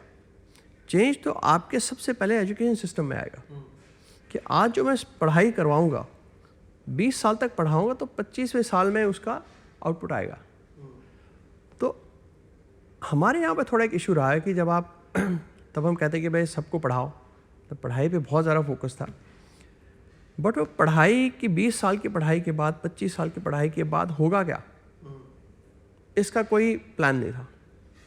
अब ये आज फिलहाल ये होता है क्योंकि हमारी बहुत यंग कंट्री है, 26-27 साल की हमारी एवरेज एज है पूरी कंट्री में, तो which means practically everybody needs a job, right? और वो जॉब क्रिएशन की अपॉर्चुनिटीज़ वो तब सोचे नहीं गए कि जब ये पढ़ लिख के इतने सारे लोग निकलेंगे तो वो करेंगे क्या, राइट? तो वो साधन नहीं आपने बनाए उसके। तो इस वजह से जैसे अब मेक इन इंडिया का जो प्रोग्राम चल रहा है कि मैन्युफैक्चरिंग में जॉब्स क्रिएट करनी है, वो तो अब इन अ वे हम थोड़े लेट हो गए इसमें, तो कैचअप गेम चल रहा है क्योंकि इतनी सारी जॉब्स क्रिएट करनी है, और इस काम को करने में टाइम भी लगता है क्योंकि कंपटीशन भी, आपको चाइना से कम्पीट भी करना है, और वहाँ से इकोसिस्टम शिफ्ट करके इंडिया में लाना है, तो वो भी तो कुछ करेंगे अपनी तरफ से, कंपटीशन है, they will not allow it you on A platter, वो भी अपनी एफर्ट लगाएंगे, या वियतनाम में जा रहे हैं, जहाँ पे भी जा रहे हैं, तो कॉम्पिटिटिव एनवायरनमेंट है, तो आपको उसको फाइट करना पड़ेगा। तो ये सब चीज़ें हैं जो कि एक कंट्री के कल्चर को बनाती हैं कि आपका वहाँ पे एजुकेशन सिस्टम क्या है, आपका वहाँ पे गवर्नमेंट पॉलिसीज़ क्या है, ठीक है, आपकी वहाँ पे कैपिटल की अवेलेबिलिटी क्या है, और आपका जो इन्वेंशन का जो इकोसिस्टम है वो आपने बिल्ड किया कि नहीं किया। तो ये पूरा चेन जब बनता है तो आपका एक कंट्री का कल्चर चेंज होता है, which China has been able to do. अब थोड़ा मैं लावा के वर्क कल्चर के बारे में जानना चाहूँगा कि क्या ये टॉप डाउन अप्रोच है कि ऊपर तय होता है हमें ये करना और नीचे तक जाता है, या फिर फीडबैक का मैकेनिज़्म है, डिसेंट्रलाइज्ड है? कैसे मतलब तय करते हैं कि मान लीजिए हम एक फ़ोन बना रही है या कोई भी प्रोडक्ट बना रहे हैं, तो उसका अप्रोच क्या रहता है यहाँ? देखिए, हमने एक चीज़ बड़ी क्लियर करी अपने आप में कि हमें एक कंज्यूमर ऑब्सेस्ड ब्रांड बनना है, ठीक है? कंज्यूमर ऑब्सेस्ड ब्रांड मतलब कि देखिए क्या ब्रांड, बहुत सारे 90% ऑफ द कंपनीज जो ऑपरेट करती हैं, अगर आप उसमें देखेंगे, उसमें रफली, मतलब ऐसे कोई साइंटिफिक डेटा नहीं है, बट ऐसे कुछ अपना just guess, 80% of the effort जो भी कंपनी की होती है वो कस्टमर को एक्वायर करने में लगती है, 20% उसके बाद की एफर्ट होती है। जैसे हमारी आप चाहे गाड़ी खरीद लें, चाहे आप साबुन खरीद लें, चाहे आप फ़ोन खरीद लें, ठीक है, आपके ख़रीदने से पहले का जो टाइम है उसमें ब्रांड्स की काफ़ी सारी हाई एक्टिविटी होती है, आपको ये कन्विंस करने के लिए ये आपके लिए राइट चीज़ है। फिर आपने एक बार ख़रीद ली, ठीक है, फिर वो आपके पास नहीं आएंगे, आपको जाना पड़ेगा। फिर रिवर्स है, उससे पहले तो वो आपके पास आते रहेंगे। फ़ोन का जैसे मैंने कहा कि आप उसको दिन में 100 बार 200 बार यूज़ करते हैं, टच करते हैं तो हर एक्सपीरियंस मैटर करता है। यहाँ पे भी यही सीन है कि मान लो मैंने आपको एक्वायर करने के लिए 3 महीने की एफर्ट लगा दी, फिर 3 महीने के बाद मैंने आपका फ़ोन ख़रीदा, फिर मुझे 3 साल 4 साल यूज़ करना है। अब वो 3-4 साल मेरे साथ क्या हो रहा है वो अब ब्रांड की प्रॉब्लम नहीं है, मतलब जो स्टार्टिंग पॉइंट कस्टमर का है वो ब्रांड का प्रैक्टिकली एंड पॉइंट है, राइट। तो हमने कहा कि इसको फ्लिप करते हैं कि starting point of the customer is my starting point. वहाँ से देखते हैं कैसे हम जो 3 साल 4 साल जो भी फ़ोन यूज़ करना है उसको कैसे बहुत इंटरेस्टिंग बनाया जाए, कैसे वो एक्सपीरियंस बहुत अच्छी करी जाए। तो उसके पीछे हमने पूरा मैकेनिज्म बिल्ड किया जो हमने सबने एग्री किया कि कैसे करना चाहिए। अब कल्चर ये है कि कोई भी फीडबैक हो, कहीं पे भी हो, ऑनलाइन ऑफलाइन मार्केट जहाँ से भी आए, हम उसको तुरंत रजिस्टर करते हैं। जैसे आपने जब मुझे मैसेज भेजा तो मैं रिस्पॉन्सिव इसलिए था क्योंकि मैं हमेशा चेक करता हूँ कि कहीं किसी कस्टमर कोई मैसेज तो नहीं आया मुझे, और रोज़ आते हैं, कोई कुछ भी हो सकता है, बट मैं ये ढूंढता हूँ कोई कस्टमर की कोई इशू तो नहीं आया जिसको मुझे एड्रेस करना है, या कोई सजेशन तो नहीं आया, कोई फीडबैक तो नहीं आया। तो मेरा 100% पर्पस इस प्लेटफॉर्म पे रहने का यही होता है। और इसी तरह से जितने भी हमारे टीम में लोग हैं उनका एग्जैक्टली यही तरीका है काम करना है, क्योंकि जितना हम समझेंगे कि कैसे कस्टमर के इश्यूज़ को रिजॉल्व करना, उसके फीडबैक को अपने जो प्रोडक्ट हम बनाते हैं या आपने जो सर्विस देते हैं उसमें इंटीग्रेट करना, वो हमारे लिए कल्चरल है। मैं आपको एग्जांपल देता हूँ बाय द वे, क्योंकि हमारा एक प्रोग्राम चलता है, हमारी अकेली कंपनी है जो कि सर्विस एट होम देती है। टिपिकली जब आपका फ़ोन में कोई प्रॉब्लम आती है आप तो एक सर्विस सेंटर जाना पड़ता है, ठीक है। तो टिपिकली अगर आप देखेंगे मेजरमेंट कैसे होता है ब्रांड्स का, कि वो जैसे जिस दिन आप उनके कस्टमर सर्विस पे सेंटर पे गए उस दिन से वो कितना टाइम लगाते हैं वो मेजर करते हैं, राइट। लेकिन ये हो सकता है कि कस्टमर को 10 दिन से ट्रबल है लेकिन उसको टाइम नहीं मिल पा रहा सर्विस सेंटर जाने में, राइट। तो कस्टमर का फ़ोन आपने एक दिन में ठीक नहीं किया, आपने उसको 11 दिन लगाया ठीक करने में, क्योंकि 10 दिन पहले से ख़राब था वो, राइट। तो हमने कहा इसको कैसे सॉल्व करा जाए, तो हमने कहा कि हम इसको सर्विस एट होम दे देते हैं। तो विच मीन्स आप कस्टमर कॉल करेगा, जस्ट जब ख़राब हुआ आप कॉल करेंगे या जो व्हाट्सएप करेंगे, हमारा लड़का 24-48 आवर्स में आपके पास आके उसको ठीक करा देगा। तो हमारे एक कस्टमर केरला में था, उसने हमारे कस्टमर सर्विस पे कॉल किया, भाई मेरे को कुछ प्रॉब्लम है, आप मुझे हेल्प कर दीजिए। मैंने कहा ठीक है जी, हम आते हैं, आप बताइए कब आना है। तो उसने कहा कि अच्छा आप ये दिन पे आइए, तो मैं देता हूँ आपको फ़ोन अपना। वो गए तो उससे 2 घंटे पहले, उसका 3 घंटे पहले कुछ फ़ोन आया, देखो मैं तो अब नहीं हूँ, मुझे तो जाना है, मेरे को कुछ कॉल आया तो मैं अब जा रहा हूँ यहाँ से, अब मैं अभी नहीं दे पाऊँगा मैं। तो उन्होंने कहा जी अच्छा तो आप कहाँ जा रहे हैं, उसने कहा XYZ जगह जा रहा हूँ जो केरला में। कहा कि आप कैसे जा रहे हैं, कहा मैं ट्रेन से जा रहा हूँ। तो उन्होंने कहा कि ट्रेन की डिटेल ले ली, और वो हमारा लड़का जो था वो उस टाइम पे स्टेशन पहुंचा, उसने ट्रेन की टिकट ली, उससे ट्रेन में बैठा, 2-3 स्टेशन लगे उसको ठीक करने में, और उसके बाद नीचे उतर के वापस आ गए। अब ये उसको किसी ने बोला नहीं करने के लिए, क्योंकि ये कस्टमर ऑब्सेशन का कल्चर है कंपनी में। तो you decide on your own कि मैं कस्टमर को कैसे बेस्ट सर्विस दे सकता हूँ, राइट। तो अब ये अंडरस्टूड है, ये कॉमन कल्चरल एस्पेक्ट है हमारी कंपनी का, कि हमें कस्टमर के लिए जो भी उसको प्रॉब्लम कुछ होनी नहीं चाहिए और एक्सपीरियंस बेस्ट देना। तो ये हमारा कल्चर है। सो टॉप डाउन क्या कहते हैं, टॉप डाउन में तो विजन है, विजन तो टॉप से ही बना है, बट उसकी इम्प्लीमेंटेशन हर जगह हर एक लेवल पे होती है। एक मुझे अनसुया जी ही बता रही थी कि एक आपकी सर्विस एट होम का एक्सटेंशन ये भी है कि अगर वहाँ तक बंदा हमारा नहीं पहुँच सकता है तो पास की शॉप से आप रिप्लेस भी करवा देते हैं प्रोडक्ट, रेयर केसेस में। देखिए हमारे 2 प्रोडक्ट कैटेगरीज हैं, एक है फीचर फ़ोन जो बटन वाले फ़ोन होते हैं, और दूसरा है स्मार्टफोन। स्मार्टफोन में तो हम एट होम देते हैं, at home, eight shop, at office, जहाँ पर आप हैं, हाँ जहाँ पर भी आप हैं, जहाँ बुलाएं वहाँ चले जाएंगे, ठीक है, उसमें कोई इशू नहीं है। बट फीचर फ़ोन का कस्टमर थोड़ा डिफरेंट है, वो डीप रूरल में है। जैसे इंडिया में 6.5 लाख गाँव हैं, अब 6.5 लाख गाँव के लिए टिपिकली कोई भी ब्रांड जो 1000 के आसपास के सर्विस सेंटर रखता है, एवरेजली 600-700 होते हैं, कोई अच्छा करेगा तो 1000-1100 कर लेगा। अब 6.5 लाख गाँव को आप 1000 सर्विस सेंटर से कैसे सर्व करेंगे, तो पॉसिबल ही नहीं है। विच मीन्स कस्टमर को तो 20, 30, 40, 50 किलोमीटर तो चलना ही जाना होगा पड़ेगा। हाँ, और ये कस्टमर लो Price इनकम sensitive वाला है। कस्टमर है, ठीक है, और डेली वेज वाला कस्टमर है कि आज कमाया और वही उसकी कमाई है, राइट। अब ये फ़ोन भी 1000 रुपये का है और उसकी जो दिन की कमाई वो भी 1000 रुपये के आसपास है। अब फ़ोन ख़राब हो गया, अब फ़ोन ख़राब हो गया, आपको क्या करना है, आप उसको एक दिन आपका जाएगा उस फ़ोन ठीक कराने में। दिन मतलब आपका 1000 रुपये का फ़ोन जो ख़राब हुआ है उसके पीछे आपके 1000 रुपये चले गए। आप रियलाइज़ नहीं करते बट वो 1000 रुपये ख़राब हो गए आपके। तो हमने कहा कि हमारे पास लगभग 1.25 लाख रिटेल आउटलेट्स हैं जहाँ से हमारे फ़ोन बिकते हैं और ये बहुत कोने कोने में है देश के।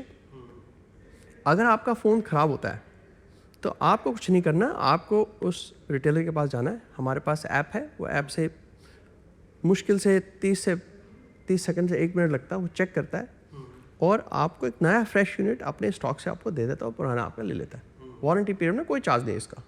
आपने दिया अपना पुराना फ़ोन ख़राब था और नया फ़ोन बिल्कुल फ्रेश बॉक्स वो शेल्फ से लेके आपको दे देगा।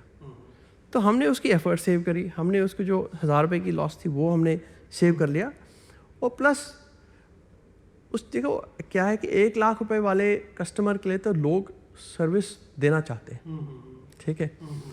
ये 1000 रुपये वाले कस्टमर के लिए लोग सर्विस नहीं देना चाहते, ठीक है। बट उसके 1000 रुपये की वैल्यू और उसके 1 लाख रुपए की वैल्यू जो है कुछ नहीं, एटलीस्ट सेम तो है। मैं ये नहीं कहूँगा चलो ज़्यादा कम है बट सेम तो है। तो अगर उसकी सेम वैल्यू तो आपको सर्विस दे। मैं अग्नि 4 यूज कर रहा था पिछले कुछ समय से और मैंने देखा कि एक तो डिज़ाइन वाइज बहुत क्लीन और जो इंडस्ट्री स्टैंडर्ड अभी चल रहा है कि स्क्वायर्ड और शम्पर्ड वो एजेज हैं उस तरह का ही डिज़ाइन है। और सॉफ्टवेयर एस्पेक्ट में भी मैंने जो फील किया मोस्टली जो है मुझे एक्सपीरियंस बहुत अच्छा ही लगा। उसमें एक डॉग है, वो मुझे लगता है मेरा बेटा अभी 2 साल का होने वाला है, वो उसके साथ मुझे लगता है आधा घंटा सिर्फ टैप करके वो खेलता रहा। मतलब ये मैं केवल इसलिए बोल रहा हूँ कि ये एक उस तरह से नेसेसिटी नहीं है सॉफ्टवेयर की, लेकिन वो है। और इसी तरह की और भी चीज़ें जो है थोड़ा इंटरफेस बहुत ही क्लीन है। भारत में जब हम फ़ोन की बात करते हैं या किसी भी प्रोडक्ट की बात करते हैं तो डिज़ाइन कहीं ना कहीं, चाहे इंडस्ट्रियल डिज़ाइन हो या फिर यूजर इंटरफेस हो, वो कहीं ना कहीं बैक सीट ले लेता है। क्योंकि यार हमें इतने कम दाम में हमें ये बना के देना है। उस पर थोड़ा सा मैं समझना चाहता हूँ कि अप्रोच कैसा रहता है इसका। देखिए पहले तो इंडस्ट्रियल डिज़ाइन की बात करता हूँ मैं। आप इस देखिए कि जो 1 लाख रुपए का फ़ोन होता है किसी भी ब्रांड का, उसी ब्रांड का आप 10,000 रुपये का फ़ोन देख लीजिए, बिल्कुल रद्दी लगता है वो 10,000 रुपये का। एक ब्रांड में देख पा रहा हूँ, हाँ ठीक है। हाँ। अब इसका रीज़न क्या है? रीज़न ये है कि ऐसा नहीं कि आप 10,000 रुपये में अच्छा दिखने वाला या अच्छी बिल्ड क्वालिटी वाला फ़ोन नहीं दे सकते, आप देना नहीं चाहते। क्योंकि 15,000 वाला जो है, 15,000 रुपये वाले के सामने ये हल्का लगना चाहिए और 15,000 वाला 20,000 के सामने हल्का लगना चाहिए और 1 लाख वाला बेस्ट लगना चाहिए, ठीक है। क्योंकि आप हमेशा ये ट्राई करते हो कि कस्टमर ऊपर वाला खरीदे। मैं 10,000 वाला है, 15,000 साथ में देखा तो 15,000 बेटर है यार, ये ले लेता हूँ, तो आपने पुश कर दिया उसको, ठीक है। तो आपने क्यों दे दिया महंगा वाला खरीदने का? जब मेरे पास 10,000 है तो फिर मैं स्ट्रगल करता हूँ कैसे वो पैसे जोड़ लूँ, ये वो सब करके मैं एफर्ट लगाता हूँ। तो हमने जब उसको स्टडी किया वी रियलाइज्ड कि ये कॉस्ट तो उसकी कुछ खास है नहीं अच्छा फ़ोन बनाने की। तो फिर कस्टमर को वो वैल्यू क्यों नहीं दे रहे लोग? भाई अगर मैं डिज़र्व करता हूँ वैल्यू, मुझे मिल सकता है, तो आप मुझे नहीं दे रहे हैं तो फिर तो I am not being honest. तो हमने कहा कि irrespective of the price point, जो बेस्ट बिल्ड क्वालिटी उस प्राइस में उसको मिल सकती है हम उसको दे देंगे। जैसे ग्लास बैग जो होती थी ना, वो रफली पहले तो 25-30 हज़ार रुपये के फ़ोन के ऊपर ही मिलती थी, क्योंकि ये बताया जाता है ये काफ़ी एक्सपेंसिव है ऑल ऑफ दैट।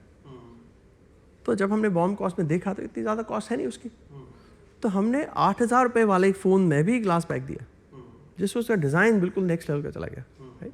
देखिए जैसे आपने कहा, हर इंसान एक अच्छी चीज़ ही कैरी करना चाहता है, अच्छी दिखने वाली चीज़ ही कैरी करना चाहता है, और आप उसको डिनाई करते हो जस्ट बिकॉज आपका एक कमर्शियल ऑब्जेक्टिव हायर एंड पे, तो उसको हमने ब्रेक कर दिया, ठीक है। तो वो तो डिज़ाइन की लैंग्वेज, इसलिए डिज़ाइन लैंग्वेज अगर आप देखेंगे हम हर सेगमेंट में काफ़ी आपको डिफरेंट और अच्छी मिलेगी।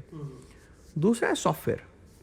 देखिए सॉफ्टवेयर का काम क्या है? सॉफ्टवेयर का काम है कि आपको अच्छी एक्सपीरियंस दे और कुछ अच्छे फीचर्स मिले आपको, कि जो नए नए फीचर्स होते हैं जो बेसिक एंड्रॉयड में नहीं होते, तो आप उसमें कुछ ऐड करते हैं, कुछ चीज़ें जो आप कस्टमर अंडरस्टैंडिंग के बेसिस पे आप वो चेंज करते हो। जैसे अग्नि 4 में हमने वायु AI लगाया, तो वायु AI में कुछ हमने जैसे स्टूडेंट्स के लिए कुछ एजेंट्स बनाए, तो जो कि यूज़फुल है, तो आप ऐसे अपने ब्रांड के पोजीशन के हिसाब से बना सकते हैं आप। बट जो भी सॉफ्टवेयर की लेयर गूगल के एंड्रॉयड के ऊपर जो लगती है, स्किन जो होती है, उसका जो प्राइमरी पर्पस है वो मोनेटाइजेशन है, कि आपको इससे पैसे बनाने हैं। अच्छा, जो ब्लॉटवेयर और जी, तमाम तरह की चीज़ें, ब्लॉटवेयर है, और जो भी आपका एक तो एक्सटर्नल एप्लीकेशन आपने डाल दी, प्लस आपने UI इस तरह से स्ट्रक्चर किया कि जैसे जो भी आप नेविगेशन में करोगे आप कुछ ना कुछ रिकमेंडेशन देखेगी, राइट, या फिर नोटिफिकेशन आएगा। अब वो सारी चीज़ें आपकी एक्सपीरियंस को एक्चुअली ख़राब करती है। प्लस उसमें सिक्योरिटी वल्नरेबिलिटीज़ है, क्योंकि ये एप्लीकेशन आपने गूगल प्ले स्टोर से डाउनलोड नहीं करी है, ये हमने साइड लोड आपने करी है। तो इसका क्या है फ़ायदा ब्रांड को फ़ायदा ये है कि जैसे आपको हर एप्लीकेशन पे 10, 20, 50 रुपये मिलते हैं। आपने 50 लगाई, एवरेजली पकड़ लो आपको 20 रुपये मिले, तो आपने 1000 रुपये बना लिया उससे, सॉफ्टवेयर से।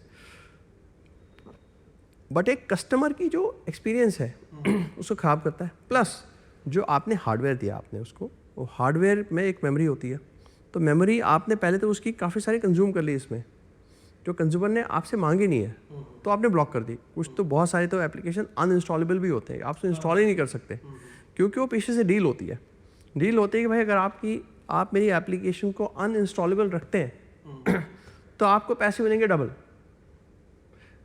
अगर आप उसको अनइंस्टॉल कर पाओगे तो उसके पैसे होते हैं कम। तो इसलिए कोशिश यही रहती है कि वो वाली जो अनइंस्टॉल ना हो वो वाली एप्लीकेशन आप ज़्यादा दे दें। उसके अलावा होता है कि अच्छा आप इंस्टॉल तो हो गई, अब आप दिन में मेरी एक नोटिफिकेशन भी जाएगी, तो उसके भी कुछ पैसे देने पड़ेंगे आपको, ठीक है। फिर आपने कहीं स्क्रॉल करते कोई ऐड दिख गई, उसके अलग पैसे हो गए। तो ऐसे कर करके बहुत सारे पैसे वो लेते। तो हमें, जैसे मैंने कहा कि हमारे कस्टमर एक्सपीरियंस में पूरा फोकस है, तो हमने कहा कि हम इस चीज़ को कंप्लीटली ज़ीरो कर देंगे। We will sacrifice in favour of customer experience. Sacrifice इसलिए बोल रहा हूँ कि उससे प्रॉफिट की सैक्रिफाइस है, ऑब्वियस सी बात। हाँ, और हमने ऐसा क्यों किया? क्योंकि हमने जब रिसर्च करी अपने कंज्यूमर से, तो हमें लगा कि देश बहुत ज़्यादा बैकलैश है इस चीज़ को लेके, और स्पेशली यंग ऑडियंसेस है जिनको समझ है, जैसे एक्चुअली जिनको समझ नहीं है उनको तो पता ही नहीं चलता क्या हो रहा है उनके फ़ोन में क्योंकि वो तो कह रहे ठीक है फ़ोन का ही पार्ट होगा, बट जिनको समझ है वो अंडरस्टैंड करते हैं कि एक्सपीरियंस ख़राब हो रही है, सिक्योरिटी की वल्नरेबिलिटीज़ है, आप क्या एप्लीकेशन डाली, वो क्या डेटा आपका फेच करता है, क्या आपके निकालता है, ये तो पता नहीं है। जो गूगल का तो स्टैंडर्ड प्रैक्टिस है, उसमें तो आप नहीं कर सकते, उसके सिक्योरिटी पैचेस भी आते हैं, सब कुछ होता है, बट इसमें कुछ पता नहीं आपने क्या डाला। तो वो कंसर्न की वजह से हमने कहा कि हम इसको ज़ीरो ब्लोटवेयर पॉलिसी में जाते हैं, और अपना जो हम स्किन है वो बहुत लाइट रखेंगे, सिर्फ यूजफुल चीज़ें होंगी उसके अंदर। ऑलमोस्ट स्टॉक एंड्रॉयड है, और कुछ एडिशनल फीचर जो कस्टमर को चाहिए होते हैं वो हम उसमें सिर्फ ऐड कर देंगे, और बाकी अदरवाइज स्टॉक एंड्रॉयड रखेंगे। बट क्या है कि मैं हमेशा एग्जांपल देता हूँ कि जो माउस ट्रैप होता है, माउस ट्रैप ग्रेट इन्वेंशन नहीं है, बट जो उसके अंदर जो बेट होती है ना, सारी वैल्यू उसकी है। क्योंकि माउस ट्रैप कितना बढ़िया बनाओ, बेट अगर अट्रैक्टिव नहीं है तो उसमें जाएगा नहीं माउस। तो जो बेट इतनी अट्रैक्टिव है कि उसके जो आप लेयर में फीचर देते हैं, जो भी करते हैं उसके अंदर काम करते हैं, तो वो इतना ऐसा ट्रैप है कि आप उस पर चले गए, फिर उसके बाद आप it's very difficult for you to come out of it.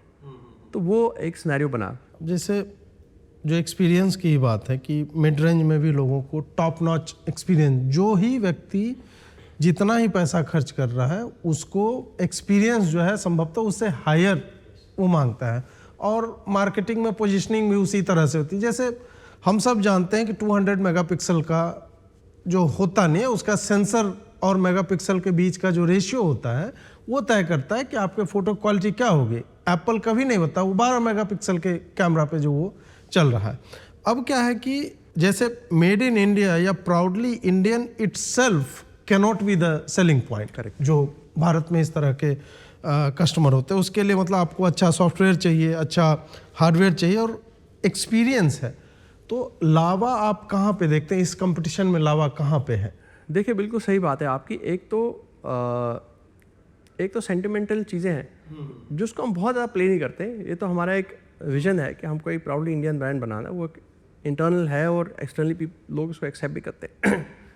But major चीज़ तो ये है कि आप जो प्रोडक्ट देते हैं और जो एक्सपीरियंस आप देते हैं, ठीक है, क्या वो ग्लोबल स्टैंडर्ड का है कि नहीं है।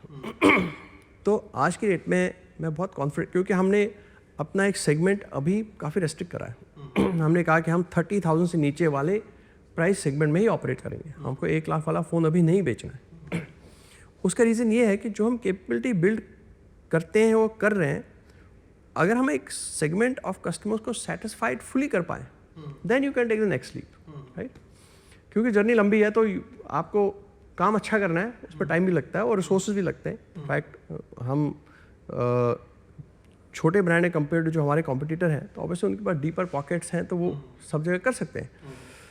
तो हमारा यही एफर्ट रही है कि जो ये सेगमेंट है 30,000 से नीचे वाला सेगमेंट है, उसमें हमारा प्रोडक्ट डिज़ाइन, प्रोडक्ट के फीचर्स और प्रोडक्ट का एक्सपीरियंस ये हर सेगमेंट में बाकियों से बेहतर हो। और आई एम वेरी हैप्पी कि मैं in most of the segments we have been able to achieve that. जैसे हमने अग्नि 4 अभी लॉन्च किया। अब बिल्ड क्वालिटी में हमने इसमें ये मेटालिक बॉडी दिया है, फ्रेम दिया है, राइट। ये कोई ब्रांड अभी देता नहीं है। इसमें UFS 3.1 है जो यूजुअली 2.2 देते हैं। LPDDR5X रैम है इसके अंदर, तो वो सब 4X पे चलते हैं मोस्टली लोग।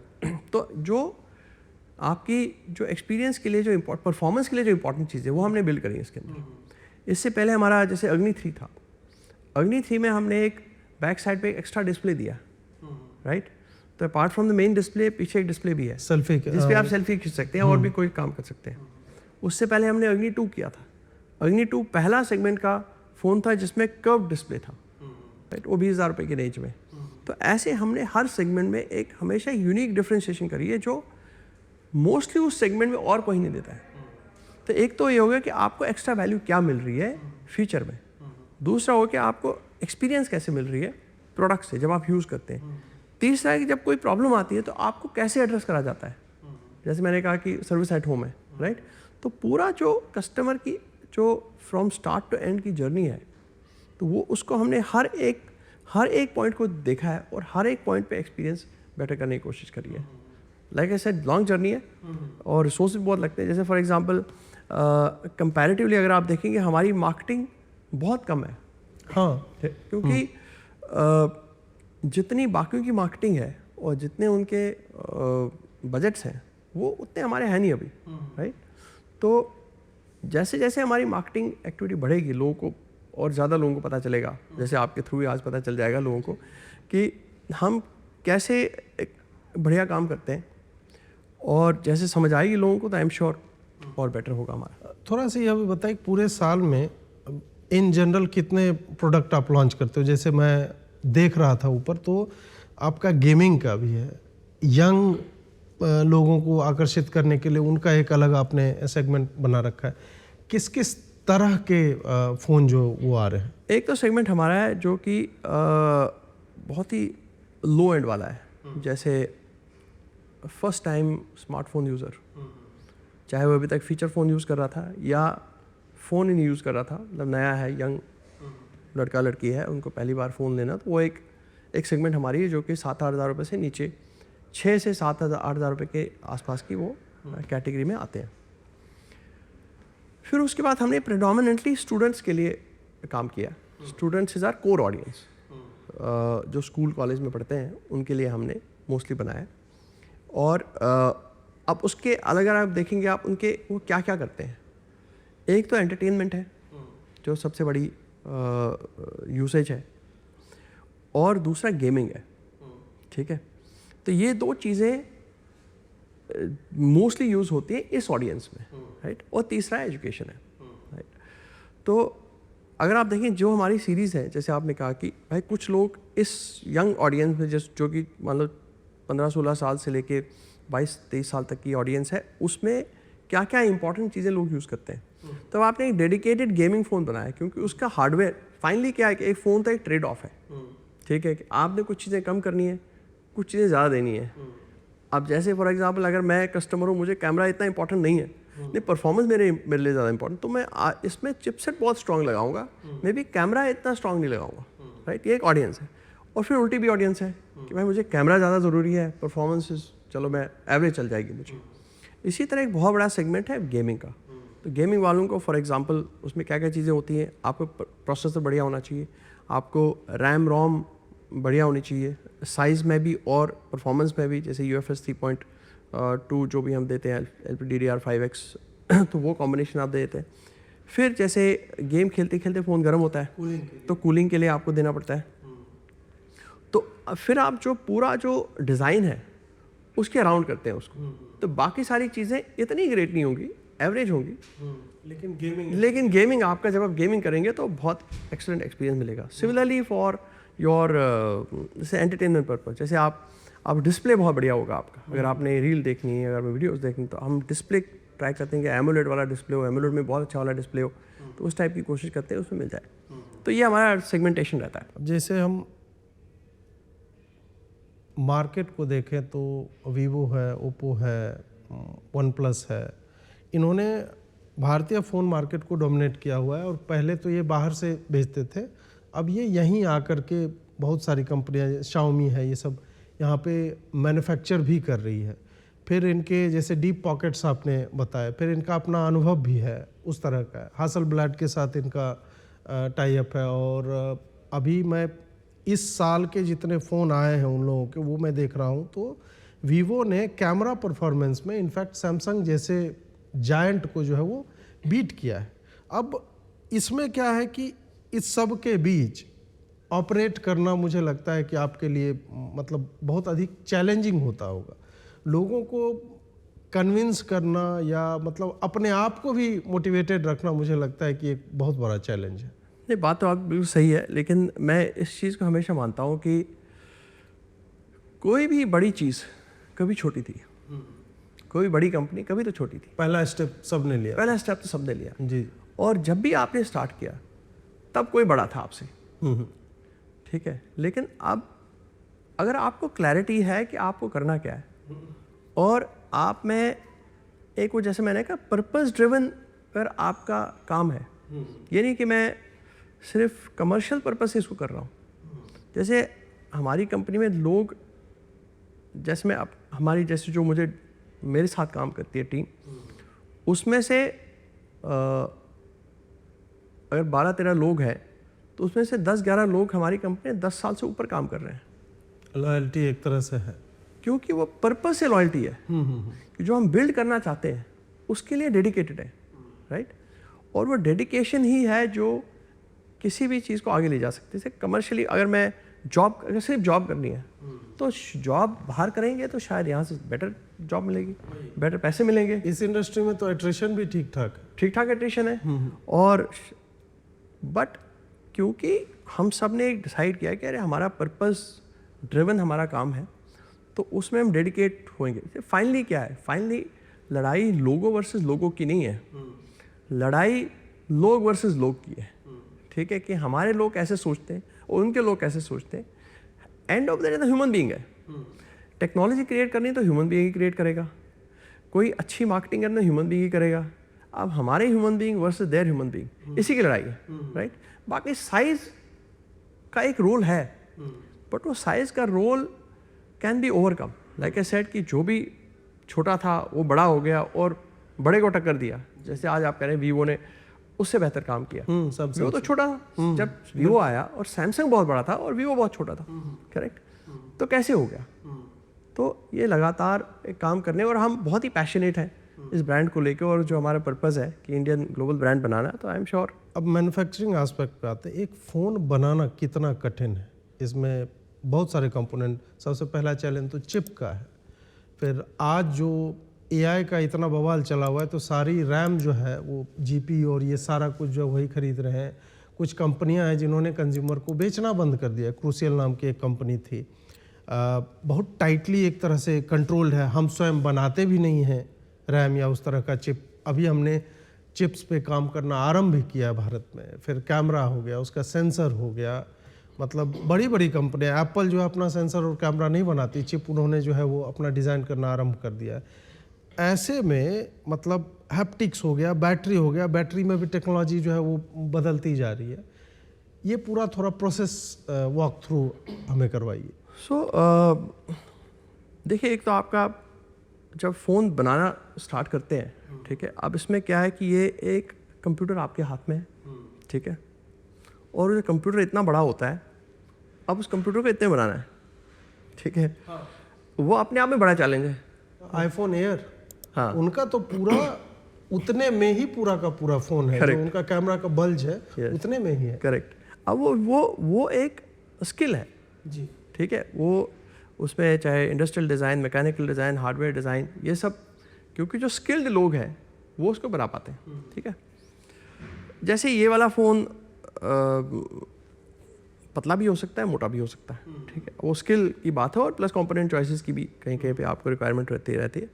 वो एक काम है जो बड़ा इंपॉर्टेंट है कि कैसे आप लेआउट करते हैं, कैसे आप क्या कंपोनेंट चॉइसेस आप लेते हैं, कहाँ पे क्या लगाना, कौन सी करंट कहाँ से जाएगी, वो एक बड़ा इंपॉर्टेंट एस्पेक्ट है। और उसी में जैसे मैंने कहा इनोवेशन आती है, उसी में क्वालिटी आती है। फर्स्ट स्टेप है उसका जो डिज़ाइन है। अब डिज़ाइन के बाद और फिर उसके हार्डवेयर डिज़ाइन के बाद फिर आता है अपना सॉफ्टवेयर डिज़ाइन। फिर उसमें सॉफ्टवेयर इंटीग्रेट कर दिया, कैसे आप उसको अच्छे से हार्डवेयर और सॉफ्टवेयर को ट्यून करके वो अच्छी परफॉर्मेंस उसकी ऑप्टिमाइज लेके आ सकते वो एक फर्स्ट है। फिर उसके बाद आपकी आती है जो आप फिर आप मैन्युफैक्चरिंग में जाते हैं, फिर सप्लाई चेन करते हैं। अब जब ये मैन्युफैक्चरिंग के प्रोसेस में दो चीज़ें हैं, एक तो एसएमटी है और दूसरा असेंबली है, ठीक है। हमारी फैक्ट्री में जाएंगे तो आपको पूरी डिटेल बताएंगे। वो एसएमटी आप एक बेयर बोर्ड आता है, सर्किट बोर्ड आता है, पीसीबी आता है, तो उसके ऊपर फिर आप कंपोनेंट प्लेस करते हैं। वो एसएमटी का प्रोसेस है, सरफेस माउंटिंग टेक्नोलॉजी। उसमें जो की कंपोनेंट्स हैं वो उसमें प्लेस होते हैं, क्योंकि उसमें प्रेसिजन चाहिए होता है। प्रेसिजन के लिए मशीन्स आती हैं, एसएमटी की मशीन जो लाइन लगती है, तो वो उसको प्रेसिजन मिलीमीटर, माइक्रो मिलीमीटर में आपको फिट करना पड़ता है, एग्जैक्टली उस जगह पे फिट होना चाहिए, तो वो कोई डिविएशन नहीं होनी चाहिए। तो वो बड़ा क्रिटिकल काम है, इसलिए वो ऑटोमेटेड प्रोसेस है। आप उसमें डालते हैं और आगे चल के वो अपना उसे प्लेस करते हैं कंपोनेंट्स। फिर उसके बाद दूसरे कंपोनेंट जो उसको असेंबल होते हैं, उसके साथ फिर ऐड करते हैं आप बाकी सारे कंपोनेंट, फिर वो उसके बन के वो आपको फाइनल प्रोडक्ट मिल जाता है। तो जैसे इंडिया में मेक इन इंडिया आने के बाद, मेक इन इंडिया का जो प्रोग्राम चला, अगर मैं इसके सक्सेस KPI देखूं कि इसकी सक्सेस क्या हुई है, राइट, 3 प्राइमरी सक्सेसेस हुए हैं इसकी। एक तो ये कि पहले हम 100% इंपोर्ट कंट्री थे, ठीक है। जैसे 2020 में हम 1.5 बिलियन का एक्सपोर्ट करते थे, ठीक है। अब ये लगभग $20 बिलियन का एक्सपोर्ट हो गया, तो एक बहुत बड़ा जंप लिया। दूसरा localisation, value add, local value add.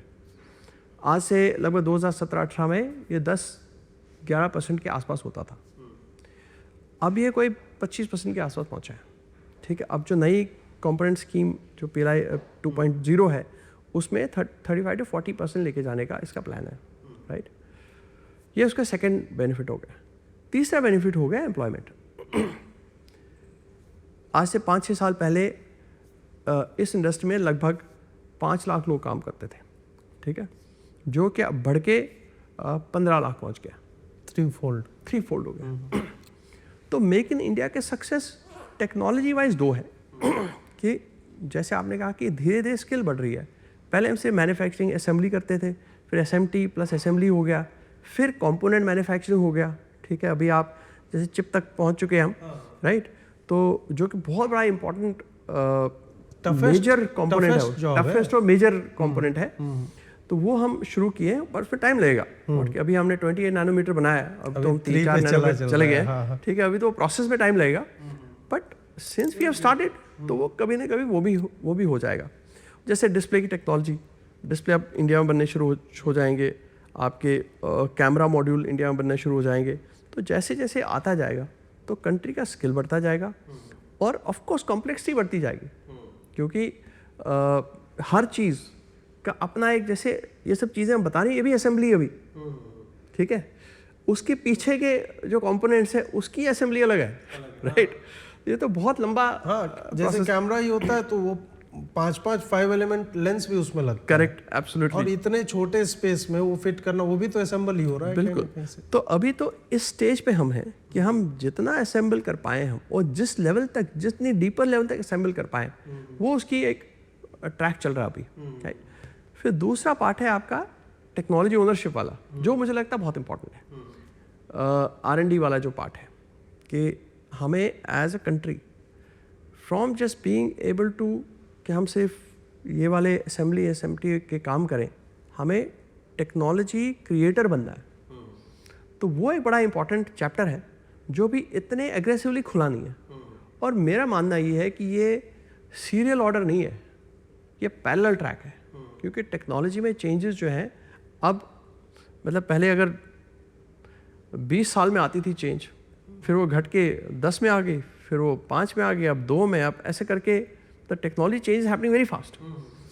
तो हम ये नहीं कह सकते कि इसको बाद में करेंगे, तो स्टार्ट तो आज ही करना पड़ेगा आपको, ये क्योंकि अलग ट्रैक है ये, इसमें ये नहीं है कि आपको, तो देयरफॉर गवर्नमेंट है, जो भी हमारी कंपनीज हैं, उनको इस पर काम करना चाहिए। इसमें मैं थोड़ा ये जानना चाहता हूँ कि थोड़ा सा आपने भविष्य का तो बताया कि हमने स्टार्ट कर दिया, तो अभी असेंबलिंग से और भी प्रेसिजन इंजीनियरिंग, और उसके लिए टैलेंट भी तो होना चाहिए कि आपके कॉलेजेस से जो R&D की आप बात कर रहे हैं, हमारे तो शिक्षा के बजट में गवर्नमेंट के लेवल पे तो बहुत ही कम है और संभवतः इग्नोर्ड ही रहा है। उसका भी कारण है गरीबी इतनी है, पहले खाना खिलाओगे या फिर वो आप चिपसेट के लिए वो डिजाइनर्स क्रिएट करोगे।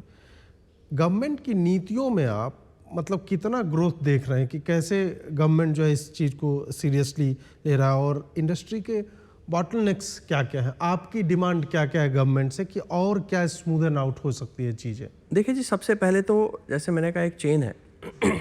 सबसे पहले होता है इन्वेंटर, जो इन्वेंट करता है, उसका अपना एक इकोसिस्टम है। सिलिकॉन वैली है, वो एक इकोसिस्टम है, वहाँ पे सिर्फ इन्वेंशन होती है, ठीक है, नई चीज़ बनती है वहाँ पे। ये यहाँ पे हमारे यहाँ पे इकोसिस्टम नहीं है, बट एक इन्वेंटर बड़ा इंपॉर्टेंट होता है। इन्वेंटर के बाद होता है एंटरप्रेन्योर, जो कहता है मैं इन्वेंशन को, इसको मार्केट ले जाऊँगा, बैक करूँगा, ठीक है। और एंटरप्रेन्योर के बाद होता है कैपिटल, कि कैपिटल कैसे प्रोवाइड होगा, चाहे इन्वेस्टर्स हैं, चाहे गवर्नमेंट है, जहाँ से भी आ सकते हो, एंटरप्रेन्योर को कैपिटल चाहिए। He is willing to take the risk provided capital is available for taking that risk, right. फिर उसके बाद आती है पॉलिसीज़, कि आप ये सारे चेन को एनेबल करने के लिए आपकी गवर्नमेंट की पॉलिसीज़ क्या है। जैसे मैन्युफैक्चरिंग में ये प्रोसेस काफ़ी हद तक मेक इन इंडिया के थ्रू हो रहा है कि भाई आपने कहा कि भाई मुझे मैन्युफैक्चरिंग करनी है, एंटरप्रेन्योर ने बेट लिया, हाँ जी मैं कर लेता हूँ, आपने capital through PLI and other avenues आपने प्रोवाइड करा, तो एक अब आप ग्रोथ देख रहे हैं उसके अंदर। अब यही 10 साल पहले क्यों नहीं हो रहा था? क्योंकि ये सब था, राइट, ना तो थॉट थी, ना तो उसके भी सोच नहीं था। अब आपने किया तो उसने पूरी चेन को आपने कर दिया। अब जैसे आपने नेक्स्ट स्टेप ले लिया, अब मुझे कंपोनेंट में जाऊंगा तो वहाँ पे भी मैं PLI कर लूँगा, अब और ज़्यादा एंटरप्रेन्योर बन गए, राइट। अब नए नए और एंटरप्रेन्योर्स आ रहे हैं जो इस इंडस्ट्री में आना चाहते हैं, तो ऐसे आप एक पूल बहुत बड़ा बना रहे हैं, राइट। तो इसी तरीके से जो मैंने कहा, जो टेक्नोलॉजी ओनरशिप का पार्ट जो है, उसमें इसी की रिक्वायरमेंट है। ये फॉर एग्जांपल मैं आपको जैसे इंडिया का R&D का जो बजट है, रफली जो बजट मतलब जो expense as percentage of GDP some 0.7% और समथिंग है, राइट। वो जो एडवांस कंट्रीज़ हैं वो 3%, 4%, 5%, कोरिया में 5% है, इसराइल में 5-7% है, तो बहुत बड़ा जो फोकस है उसके ऊपर। अच्छा, इंडिया में इशू ये भी है कि ये जो R&D पे इन्वेस्टमेंट है, इसका 70-80% तो गवर्नमेंट करती है, जो इसरो में होता है, DRDO में होता है, यहाँ होता है। जो कंपनीज है उनको कंट्रीब्यूशन बहुत कम है R&D में, राइट, क्योंकि उसमें उस तरह की अभी शुरुआत नहीं हुई है जो कि मैन्युफैक्चरिंग में हुई है, राइट। तो उसमें भी यही चाहिए कि आप इन्वेंटर चाहिए, कि भाई विच मीन जो आपने कॉलेजेस का बनाया है, रिसर्च लेबॉरेटरीज का बनाया है, साइंटिस्ट का बनाया है, साइंटिस्ट का एक इकोसिस्टम बना देगा, scientist are researching on these aspects. फिर उसके बाद आपका एंटरप्रेन्योर आएगा, उसके बाद का कैपिटल आएगा, उसके बाद आपका पॉलिसीज आएंगी, ठीक है। तो ये सब पहले ट्रैक चलना पड़ेगा। तो अब चुनौतियाँ तो एग्जैक्टली यही है कि एक एरिया में प्रोग्रेस है, दूसरे एरिया में मुझे लगता है प्रोग्रेस करने की, शुरुआत करने की बहुत ज़्यादा अर्जेंसी है। मैं तो उसको अर्जेंसी बोलूँगा, क्योंकि अब आप देख लीजिए अभी हमारा जो भी चाइना के साथ जो भी प्रॉब्लम हुआ, ठीक है, सारे फ़ोन आपके मतलब 78% प्लस फ़ोन जो है वो चाइनीज़ कंपनीज ओन करती हैं, ठीक है। चाइनीज़ कंपनी उनके ब्रांड ओनर्स हैं, राइट। अब इसकी कितनी सिक्योरिटी थ्रेट हो सकती है तो वो तो मतलब डीप विषय लोग कर ही रहे होंगे, है ना। तो ये सब हमारी कंट्री के लिए बहुत ही दिक्कत वाला काम है।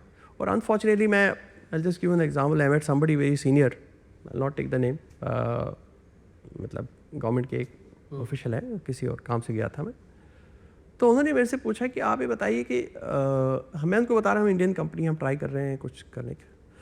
तो उन्होंने कहा कि इंडियन कंपनी होगी तो क्या फ़र्क पड़ता हमें, इंडियन ना हो तो चाइनीज़ हो। तो मैंने कहा नहीं, 2-3 इश्यूज़ हैं। एक तो जैसे आप देखेंगे कि जितनी भी कंपनीज़ हैं वो इंडिया में लॉस दिखाती हैं, ठीक है, और प्रॉफिट सारा मोस्टली बाहर ही पार्क करती है, पता नहीं बिना प्रॉफिट के कोई काम करेगा। तो एक वो लॉस ऑफ रेवेन्यू गवर्नमेंट का, कोई टैक्स नहीं भरता कोई, राइट। तो प्लस जो सिक्योरिटी के थ्रेट्स हैं, हमें ये नहीं पता कि कब क्या हैक हो जाए हमारा, तो वो भी एक थ्रेट तो है ही है, हमें तो अपना तो कुछ करना पड़ेगा। तो उन्होंने कहा देखो फ़र्क नहीं पड़ता, हमें तो इससे मतलब है कि भाई आज हम क्या कर रहे हैं उससे मतलब है। तो एक थॉट प्रोसेस की भी चेंज रिक्वायर्ड है, क्योंकि मुझे लगता है अभी क्लियर अंडरस्टैंडिंग है नहीं कि ये इम्पॉर्टेंट क्यों है, इसकी भी इतनी खास अंडरस्टैंडिंग नहीं है। तो मैं तो एक ऑल्दो मैं बहुत सारे लोगों से मिलता हूँ, बहुत 99% लोगों की यही थॉट है कि भाई कुछ होना चाहिए, we have to go towards आत्मनिर्भरता and we should own technology. But कुछ है जो उनको अभी समझ नहीं है कि भाई ये होना चाहिए। तो एक फर्स्ट ऑफ ऑल अंडरस्टैंडिंग कि ये इंपॉर्टेंट क्यों है, सेकंड फिर उसकी पॉलिसीज़, और फिर उसके पीछे सपोर्ट कि वो हो जाए। लाइक ऐसे अर्जेंसी है, सिक्योरिटी वाइज भी अर्जेंसी है, और प्लस टेक्नोलॉजी कंट्रोल, क्योंकि otherwise will keep paying for a lot of thing. जैसे अभी 2 चीज़ें चल रही है वर्ल्ड में, AI और 6G, राइट। अब इसके मेजॉरिटी बहुत सारे पेटेंट्स या तो US के पास है या तो चाइना के पास है, विच में जो भी आप यूज़ करेंगे आप उसको पैसे देने पड़ेंगे, राइट। तो which means you are always आप रिसीविंग एंड पे आप, और वो कंट्रोल पीछे से होगा, कब स्विच दबेगा, कब दाएं होगा बाएं होगा, वो तो you don't have control on that, but that control is important अगर आपको आगे जीतना है तो। वही जो एक टेक रिवॉल्यूशन टाइप का इंडिया में चाहिए, जिसमें डेटा सिक्योरिटी हो, पेटेंट का काम हो। मतलब डेटा सिक्योरिटी आप देखें कि अभी एक बहुत ही विचित्र बात हुई, जो हम ब्लॉटवेयर की बात कर रहे थे, संचार साथी वाला फियास्को, कि ये कितना डेंजरस है। ठीक है वो चाइनीज नहीं है, लेकिन हम गवर्नमेंट के भी हाथ में एक अनइंस्टॉलेबल ऐप कैसे दे सकते हैं, जो आप हर मतलब कोई व्यक्ति होगा जिसने इस बात पे ध्यान ही नहीं दिया, उसको लगा कि नहीं यार डाल दो। और हम सब जानते हैं अभी एक मिनिस्टर ही हैं, उन्होंने वेब ब्राउज़र बनाने के लिए कि इंडियन वेब ब्राउज़र होना चाहिए। मुझे लगता है कि क्या आवश्यकता है, पहली बात यह है कि इंडियन वेब ब्राउज़र की आवश्यकता। और जब तुम बना रहे हो तो उसने क्या किया, एक ब्रेव ब्राउज़र आता है, पूरा का पूरा स्किन वहाँ से उठा के डाल दिया, उसको 1.5 करोड़ रुपये सरकार ने दे दिए। अच्छा, हाँ, मतलब एब्सर्ड चीज़ों के कंपटीशंस में पैसा जो है, एक तरह से गवर्नमेंट पैसा खर्चा कर रही है, लेकिन कहाँ कर रही है, मुझे लगता है कि दैट इज़ वेरी इंपॉर्टेंट। और पेटेंट कैसे फाइल होगा जब तक आप यूनिवर्सिटीज़ में वहाँ पे उस तरह का एक टैलेंट पूल क्रिएट नहीं करोगे। प्राइम मिनिस्टर की तो ऐसी सोच है, उन्होंने गुजरात में रहते हुए ये किया, इंडस्ट्री और एजुकेशन का इंटीग्रेशन किया। पर संभवतः मतलब हमारा अनुभव या जितने लोगों से मैं मिलता हूँ, मैं आपसे भी जानना चाहूँगा कि जैसे आपको इंडस्ट्रियल डिज़ाइनर चाहिए या AI का टैलेंट चाहिए, ये बहुत स्कैर्स भारत में है नहीं उस हिसाब से। थोड़ा सा इस पे बताइए कि चाहे हार्डवेयर का इंजीनियर हो, कंपोनेंट डिज़ाइनर हो, ये सारा क्या स्थिति है भारत में इनको लेकर? टैलेंट पूल कितना है? ये टैलेंट पूल तो बहुत लिमिटेड है। उसका मेन रीज़न ये है कि आप देखिए क्या है कि आपके पास लिमिटेड IITs हैं या NITs हैं, ठीक है। और जिस तरीके की टेक्नोलॉजी में चेंजेस आ रही हैं, जो नंबर है उसकी बहुत हाई रिक्वायरमेंट है। सिर्फ नंबर की नहीं है, क्वालिटी की भी रिक्वायरमेंट है। नंबर तो शायद आपको फिर भी मिल जाए क्योंकि इंजीनियरिंग कॉलेज तो बहुत सारे हैं, राइट, है ना। तो मतलब हर घर में इंजीनियर है इन अ वे। और वो स्टैंड अप कॉमेडी कर रहे हैं या कुछ और कर रहे हैं, इंजीनियर सब कुछ कर रहा है बेसिकली, ये बिल्कुल एब्सोल्युटली। बट जो क्वालिटी आपको चाहिए, देखो आपका जब आप टेक्नोलॉजी में काम करते हैं, आपका कंपटीशन इंडिया में नहीं है, आपका कंपटीशन ग्लोबल है। क्योंकि टेक्नोलॉजी ग्लोबल बनती है, टेक्नोलॉजी लोकल नहीं बनती है, ठीक है। अभी जिसको हम टेक्नोलॉजी बोलते हैं वो टेक्नोलॉजी एक्चुअली है नहीं। जैसे जितनी सारे खुद को बताती है हम टेक कंपनी है, ठीक है। भाई आपने लॉजिस्टिक्स का कुछ ऑटोमेशन कर दिया तो वो कहते हैं हम टेक्नोलॉजी कंपनी है, बट वो तो कुछ है नहीं। मतलब टेक्नोलॉजी तो तब है जब आपका पेटेंट है और वो पेटेंट बाहर के देश के लोग यूज़ करना चाहें, तो तब तो वो टेक्नोलॉजी है। टेक्नोलॉजी ये नहीं जैसे आपने कहा कि भाई जो ऑलरेडी बना हुआ है उसके एक क्लोन बना दो तो उसको बोल दिए मैंने टेक्नोलॉजी का काम कर दिया। वो काम नहीं है टेक्नोलॉजी का, बट उसके लिए क्वालिटी चाहिए आपको। Maybe there is need for some new type of institutes जो कि स्पेशलाइज्ड हो कुछ काम करने के लिए। कुछ जैसे इलेक्ट्रॉनिक्स में एक बिल्कुल स्पेशलाइज्ड हो। एक तो अभी क्या है कि एक ब्रांच होती है, ठीक है। ब्रांच होती है तो फिर वो पूरे उसकी कितनी फंडिंग है, कौन पढ़ा रहा है, उसकी भी तो समस्या है। और प्लस जो एक फॉर्चुनेट सिचुएशन ये भी मुझे लगता है डेवलप हो रही है कि जो हमारे ऑल्दो वो भी एक कल्चर की वजह से बनता है। जैसे हमारे यहाँ का इंजीनियर जब सिलिकॉन वैली जाता है तो बहुत बढ़िया काम करता है, ठीक है। और यहाँ पे क्यों ही करता है? क्योंकि उसको अच्छा काम करना है, अच्छा काम करना। और जो साथ में जिनके काम करेगा वो हाई क्वालिटी के लोग होंगे तो उसकी लर्निंग होगी, तो उसको ग्रो करना लाइफ, ठीक। वो एनवायरनमेंट हमें इंडिया में क्रिएट करना पड़ेगा क्योंकि हमारे ही लोग हैं। मैं जितनी भी फॉरेन कंपनीज के टेक कंपनी से मिलता हूँ, हम जितनी एसोसिएशन होती है, इतने सारे लोग इंडियन ही होते हैं वहाँ पे जो उसको लीड कर रहे होते हैं। हर चीज़ हमारी डिस्कशन जो होती है वहाँ पे इंडियन ही बैठा होता है जिससे हम बात करते हैं। तो अगर वो टैलेंट अवेलेबल है तो टैलेंट को चैनलाइज हम कैसे कर सकते हैं इंडिया में? वैसे भी वहाँ पे अभी शेकी हो रखा, US वगैरह में मामला हो रखा शेकी कि भाई H1B वीज़ा और जो भी इश्यूज़ चल रहे हैं वहाँ पे। तो एक मुझे लगता है एक अच्छी स्वीट स्पॉट बन रही है कि हम एक तो उनको अपॉर्चुनिटी दे दें, प्लस ये स्टडी करने की ज़रूरत है कि वो कल्चर क्या है, वो कैसे वहाँ पे क्वालिटी बेहतर से बेहतर होती है। और वही काम शायद लड़का यहाँ पे आके वो क्वालिटी नहीं मिलती है। और मुझे लगता है उसका एक बहुत बड़ा इंपॉर्टेंट फैक्टर है quality of entrepreneurs is also very important. क्योंकि अगर वो जो एंटरप्रेन्योर है, जैसे आपने कहा कि ये टॉप डाउन होता है कि वो बताएगा मुझे ही पता करना क्या है, ठीक है, जबकि आपको टेक्नोलॉजी का टी भी नहीं आता, लेकिन आप ही बताते हैं आपको काम कैसे करना है। स्टीव जॉब्स इसका बहुत बड़ा उदाहरण है, राइट। हाँ, तो आपको क्या करना है, या तो आप खुद उतने इवॉल्व हैं टेक्नोलॉजिकली और फिर आप कुछ उस पर काम करें, या तो आपको एम्पावर करना है जो हाई क्वालिटी टैलेंट है उसका एम्पावर करना है कि भाई आपको, क्योंकि टेक्नोलॉजी का काम कैसा है कि इसमें इमीडिएट रिजल्ट नहीं है, इसमें जस्टेशन पीरियड है, ठीक है। आज आप काम करेंगे 4-5 साल कुछ कुछ करके फिर आप कर सकते हैं वो। अब जैसे R&D की हम बात करते हैं तो कंट्री लेवल तो वो अलग ही चल रहा है, बट आपका कितना फोकस है, मतलब कितना टाइम आपका R&D में जा रहा है, आपकी कंपनी का कितना टैलेंट है, कितना पैसा आप मतलब परसेंटेज कितना उसमें कितना इन्वॉल्व है आप? ये देखिए, हम जैसे मैंने कहा कि हम तो ये मानते हैं कि जो R&D है, देखो क्या है, हम एज ए कंपनी, चाहे कोई भी कंपनी आप ले लो मोबाइल फ़ोन की कंपनी है, आप देखेंगे कि हम एप्लीकेटर्स ऑफ टेक्नोलॉजी हैं, हम क्रिएटर्स ऑफ टेक्नोलॉजी नहीं है, ठीक है। एक्सेप्ट सॉफ्टवेयर में जो हम काम करते हैं, हार्डवेयर का जो पूरा टेक है वो बाहर से आता है। एप्पल से लेके सब हाँ, TSMC और ये सब 100%. जी जी. So there are some patents that you create in software etc. तो आप बेसिकली हम कितना बेस्ट ऑफ टेक्नोलॉजी को अप्लाई कर सकते हो to create the best value for consumers, जो हम उस पर हम फोकस कर रहे हैं आज के डेट, राइट. बट नीड है कि एज अ कंट्री कि हम हार्डवेयर में, क्योंकि जो स्पेशलाइज्ड डोमेन्स आई हैं कि कैसे हम हार्डवेयर में आप किसी कंपोनेंट में कोई नई टेक बना के उसको आप फिर आप उसको पेटेंटेड करें.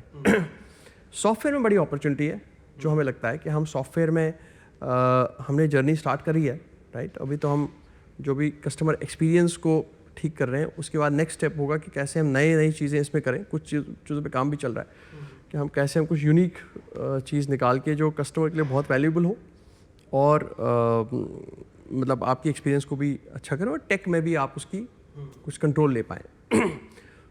फंडामेंटली हमारी कंपनी तो प्रोडक्ट ड्रिवन कंपनी है, ठीक है, और प्रोडक्ट में भी एक्सपीरियंस को प्रायोरिटी है, राइट. जैसे आपने बिल्कुल एप्पल का बहुत अच्छा एग्जांपल दिया है कि उसमें कितने मेगापिक्सल है, कितनी रैम है, कितनी रोम है, किसी को फ़र्क नहीं पड़ता, राइट.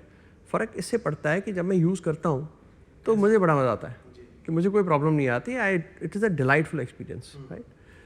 बट एंड्रॉयड में ये प्रॉब्लम है, इसलिए हमने एक्सपीरियंस वाला एरिया फोकस करा है, क्योंकि एंड्रॉयड में क्या इशू है, एंड्रॉयड में this industry is only about price versus feature. मेरे तुमसे ज़्यादा है, मतलब जो मेरा क्या मेरा सफ़ेद तुम्हारे सफ़ेद से ज़्यादा है, ऐसा कुछ वो एक ऐड आती थी, उस टाइप की चीज़ चल रही है. उसमें जो एक्सपीरियंस है ना, क्योंकि आप मेगापिक्सल की बात करते हैं, आप रैम का साइज़, रोम का साइज़ उसकी बात करते हैं, बट एक्सपीरियंस वाला पार्ट इतना वेल डन नहीं. कोई भी ब्रांड पोजीशन नहीं है एक्सपीरियंस में. कोई ये नहीं कहता कि भाई एंड्रॉयड में ये वाला फ़ोन ये लो तो बहुत ग्रेट एक्सपीरियंस. आप ये बोलते हैं इसका कैमरा अच्छा है, उसको बोलते हैं इसकी परफॉर्मेंस अच्छी है, उसको बोलते हैं इसका डिज़ाइन अच्छा है, इस टाइप की बात करते हैं. बट एक्सपीरियंशियल आपका कोई नहीं है, उस पर हम मेजरली फोकस करते हैं, उसी पे हम लगातार काम करते हैं. और थोड़ा सा AI को भी लेके मैं जानना चाहूँगा कि AI आपने बताया कि स्टूडेंट के एजेंट्स हमने क्रिएट कर रखे हैं, आगे मतलब प्लान क्या है उसको लेकर के? देखो सर, एक्चुअली मैं ऐसे मानता हूँ, मैं हमेशा ये कहता हूँ कि एक प्रोडक्ट की कैटेगरी जो है, स्पेशली टेक्नोलॉजी में, टेक्नोलॉजी चेंज आती रहती है, राइट. जैसे आप गाड़ियों में देखेंगे, आज से 100 साल पहले भी गाड़ी थी, आज भी गाड़ी है, राइट. शायद कुछ ब्रांड वही तब भी थे, वो ब्रांड आज भी है. इन बिटवीन क्या हुआ, इन बिटवीन टेक्नोलॉजी चेंज होती रही. अब जो कंपनी टेक्नोलॉजी एडवांसमेंट कर गई, राइट, वो तो टिकी रह गई और आगे बढ़ गई. विच मीन्स कि technology change can not be the reason for you to differentiate. It is a adoption करो. I am talking about companies like us कि आपको अडॉप्ट करना है, राइट. यानी कोडैक की तरह वो डिजिटल चले गए, आपने उसमें रह गए तो वो नहीं कर सकते. क्लासिक एग्जांपल है, राइट. तो आपको डिजिटल होना था तो डिजिटल होना पड़ेगा. आपको जैसे गाड़ियों में नए सेंसर आए तो नए सेंसर लगाने पड़ेंगे, ठीक है. फ़ोन में AI आया तो AI लगाना पड़ेगा आपको. अब उस AI को आप कैसे यूज़ करते हैं वो आपकी पोजिशनिंग पे डिपेंड करता है. क्योंकि AI तो बहुत कुछ कर सकता है. इनफैक्ट आप हमारी लाइफ में आज से मेरे 5 साल के बाद ऑलमोस्ट सब चीज़ में AI होगा, ठीक है. बिना AI को तो कुछ हो नहीं. लाइक इंटरनेट आज से 10 साल पहले था तो सब कुछ इंटरनेट है, आज इंटरनेट है, अब वो उसके बाद AI हो जाएगा, राइट. बट अब आपको ये चूज़ करना है कि जो आपका कंज्यूमर है, उस कंज्यूमर के लिए कौन सा एस्पेक्ट ऑफ AI आप उसको एम्पलीफाई करेंगे जिससे उसकी लाइफ ट्रांसफॉर्म हो जाए उससे, राइट. तो जैसे हमने एजुकेशन का रूट पकड़ा है कि भाई कैसे हम एम्पावर कर सकते हैं लोगों को, कैसे एनेबल कर सकते हैं, तो उसमें हम ज़्यादा फोकस करते हैं. बाकी जो बेसिक AI है कि भाई आपको सर्च करना है, आपको कुछ मंगाना है, कुछ जो भी है कमांड से कुछ काम कराना, वो तो हर कोई करेगा, तो बेसिक, हाँ. कोई बेसिक करेगा. बट हमारा ये है कि हम कैसे एम्पावरिंग AI बना लें, क्योंकि AI का एंटरटेनमेंट का भी रोल हो सकता है, AI का बहुत कुछ होता है. जैसे फॉर एग्जांपल आज की डेट में हम जो यूजुअली क्या होता है कि आप कस्टमर आपके पास आता है बताने के लिए मेरे को प्रॉब्लम है, ठीक है. फिर आप क्या करते हैं, आपको सॉफ्टवेयर देते हैं, सॉफ्टवेयर डाउनलोड करके पैच दे देते हैं. तो AI इस तरीके से यूज़ करें जिस पे जैसे हम काम कर रहे हैं कि भाई ऑटो डिटेक्ट हुआ, ऑटो डाउनलोड हुआ, पैचअप हो गया, पैच हो गया। आपको मतलब आज अभी आपको प्रॉब्लम आ रही थी, अभी आप 5 मिनट के बाद देखो प्रॉब्लम खत्म हो गई अपने आप। राइट, इस तरीके के काम हो सकते हैं ऐसे, ठीक है, जिस पे हम काम कर रहे हैं। तो क्योंकि हमारा एक्सपीरियंस है और एम्पावरमेंट है, ये 2 चीज़ हमारी है कि भाई कस्टमर को प्रॉब्लम नहीं होनी चाहिए, तो उसके लिए मैं कैसे सर्विस प्रोएक्टिव कर सकता हूँ और आधा भी रिएक्टिव। अभी सारी रिएक्टिव है, राइट, कि मुझे प्रॉब्लम आई तो मैं आपके पास आऊँ, और आती ही है, ऐसा नहीं कि नहीं आती। ये क्योंकि सॉफ्टवेयर में ओवर टाइम यूसेज तो प्रॉब्लम आती है, तो आप उसको ठीक करना पड़ता है। तो एआई एक एनेबलिंग प्लेटफॉर्म होगा हमारे लिए, और एआई एक जो एक्सपीरियंस है उसको और एनहांस करने के लिए हम यूज़ करते हैं। अंतिम प्रश्न लावा के फ्यूचर को लेकर के। अब जैसे नॉर्मली क्या होता है कि मोबाइल फ़ोन मैन्युफैक्चरिंग कोई कंपनी करती है तो वो टैब भी बनाने लगती है, और पता हुआ आगे जाके वो हो सकता है कैमरा और माइक्रोफोन और पता नहीं क्या क्या। आप मोबाइल मतलब केवल फ़ोन पे ही एक तरह से फोकस्ड हो, क्या आगे कुछ ऐसा है कि आप डाइवर्सिफाई करोगे? एक्चुअली क्या है, एक बहुत ही बढ़िया स्टीव जॉब्स ने बात कही थी फोकस की, ठीक है, कि to create something great you need excellence, to achieve excellence you need focus. अगर आपको ग्रेट ब्रांड बनना है, उसके लिए एक्सेलेंस क्रिएट करनी है, excellence can be achieved only through focus, right. आप 50 चीज़ करेंगे तो आप हर चीज़ में एक्सेलेंस नहीं ला पाएंगे। तो हमारा तो बिल्कुल क्लियर है, अभी टेक्नोलॉजी अपने आप को ट्रांसफॉर्म कर सकती है। आज इस फॉर्म फैक्टर में, कल किसी दूसरे फॉर्म फैक्टर में, उससे परसों किसी और फॉर्म फैक्टर में हो सकती है। Form factor is not the bottleneck, right. आप ये सोच रहे हैं कि जो विजन मेरा है और जो मेरी कोर फिलॉसफी है वो कैसे मैं विद द न्यू टेक्नोलॉजी उसको इम्प्लीमेंट कर लूँ। तो आज की डेट में फ़ोन है, तो हमारा फोकस कम्प्लीटली फ़ोन पे है, क्योंकि हमें लगता है कि अभी तो हम मान लीजिए स्मार्टफोन में लगभग 2% मार्केट शेयर के आसपास है। अब मुझे 10 पे जाना है, फिर ग्लोबली 2 पे जाना है, फिर ग्लोबली 10 पे जाना है, राइट। तो वो तो एक अभी लंबी जर्नी है। अब मैं साइड में कुछ और भी कर लूँ, टीवी बना लूँ, कुछ और बना लूँ, राइट। तो ये तो काम मतलब इसमें जब तक सुबह से लेकर रात तक आप एक ही चीज़ ना सोचें, that is also one of the reason why I believe कि इंडिया में इतनी बड़ी कंपनीज है, और ये इंडस्ट्री लगभग आज के 4 लाख करोड़ की इंडस्ट्री है, बहुत बड़ी इंडस्ट्री है, राइट। कोई भी बिग बिजनेस हाउस इसमें नहीं है, और जिस बिग बिजनेस हाउस ने अटेम्प्ट करी वो कर नहीं पाया फिर उसको। ऑन वो गिरे, एक बहुत बड़ा बिजनेस हाउस है, हाँ। लेकिन हाँ नाम Right? नहीं लेंगे। हाँ Right. हाँ, वो नहीं कर चीन पाए, से ही तो पूरा ला के केवल स्टिकर लगा रहे थे वो। पर नहीं कर पाए। क्यों नहीं कर पाए? क्योंकि आपका 24/7 जब तक इस पे ध्यान नहीं है और कुछ कर नहीं सकते आप। Steve Jobs, he was able to create such a great company because he himself, वो खुद 24/7 इसी पे फोकस करते थे। उनका कहना भी था ना, you have to say 1000 nos before a single yes. तो वही है, डिस्ट्रैक्शंस को हम एक्चुअली मैं भी कहता हूँ फोकस के 2 तरीके होते हैं, ठीक है। एक तो फोकस है कि भाई आपने किसी चीज़ पे फोकस कर लिया, आपको दूसरा दिख ही नहीं रहा है, तो आपको दूसरा कुछ नहीं दिख रहा है और आप देख भी नहीं रहे। दूसरा है कि भाई मुझे वहाँ फोकस करना है, लेकिन मैं रास्ते में ये आ रहा है, अच्छा इसको भी टाइम लगाता हूँ, करूँ कि ना करूँ, फिर नहीं करता हूँ यार क्योंकि उधर जाना है। तो आप इसमें टाइम वेस्ट कर रहे हो, राइट, क्योंकि ये आपका टाइम खा रहा है, आपका इवैल्यूएशन ही टाइम खा रहा है आपका। तो फोकस तो वो है कि जब आपने वो फोकस कर लिया बाकी सब गायब हो गया। तो वो वाला फोकस चाहिए होता है जो कि अभी इंडियन कल्चर में, इंडियन एंटरप्रेन्योर कल्चर में इतना स्ट्रांग नहीं है अभी भी। मतलब इसको एक बहुत सारे लोग ट्रेडिंग की तरह देखते हैं कि यार ये धंधा है, like there is a difference between saying I want to build a brand और तो कहते हैं मुझे धंधा करना है। मैं तो जैसे स्टार्टअप्स में अगर आज भी देखो कई सारे लोग, बहुत सारे फेलियर रेट है स्टार्टअप्स का, क्योंकि 2 वजहों से लोग इस टाइप के लोग 2 वजहों से करते हैं स्टार्टअप्स।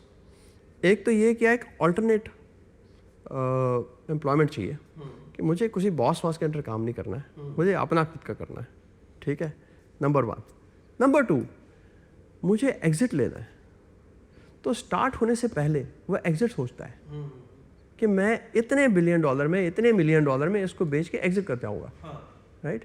जो बिल्डर है बहुत लिमिटेड है, वो बिल्डर एंटरप्रेन्योर बहुत लिमिटेड है। अगर आप देखेंगे, कोई भी आप शो देखेंगे इसका, किसी भी इन्वेस्टर से बात करते हैं एंटरप्रेन्योर, मैं देखता हूँ जो स्टार्टअप एंटरप्रेन्योर्स होते हैं, बेसिकली एक डिस्कशन होती है कि भाई आप कितने साल में कितना करके कितना उसका मल्टीप्लायर लगेगा और मैं एग्जिट हो जाऊँ, ठीक है। और दूसरा, यार किसी बॉस नहीं चाहिए मुझे अपना काम करके जितनी तनख्वाह मिलती है वो तनख्वाह खुद ले लूँ, मैं अपने खुद जनरेट करूँ और उतना मेरा काम है। जब तक माइंडसेट शिफ्ट नहीं होगा कि बिल्डर बनना है, तो तब तक हमें वो चैलेंज रहेगा एज अ कंट्री। चलिए सुनील जी, बहुत बहुत धन्यवाद आपका। और अब तो हम फैक्ट्री टूर पे जाएंगे और वो हम देखेंगे, अच्छे से समझेंगे उसमें क्या प्रोसेस कैसा है। आपने समय दिया इसके लिए बहुत thank you so much, thank you so much, pleasure, thank you sir.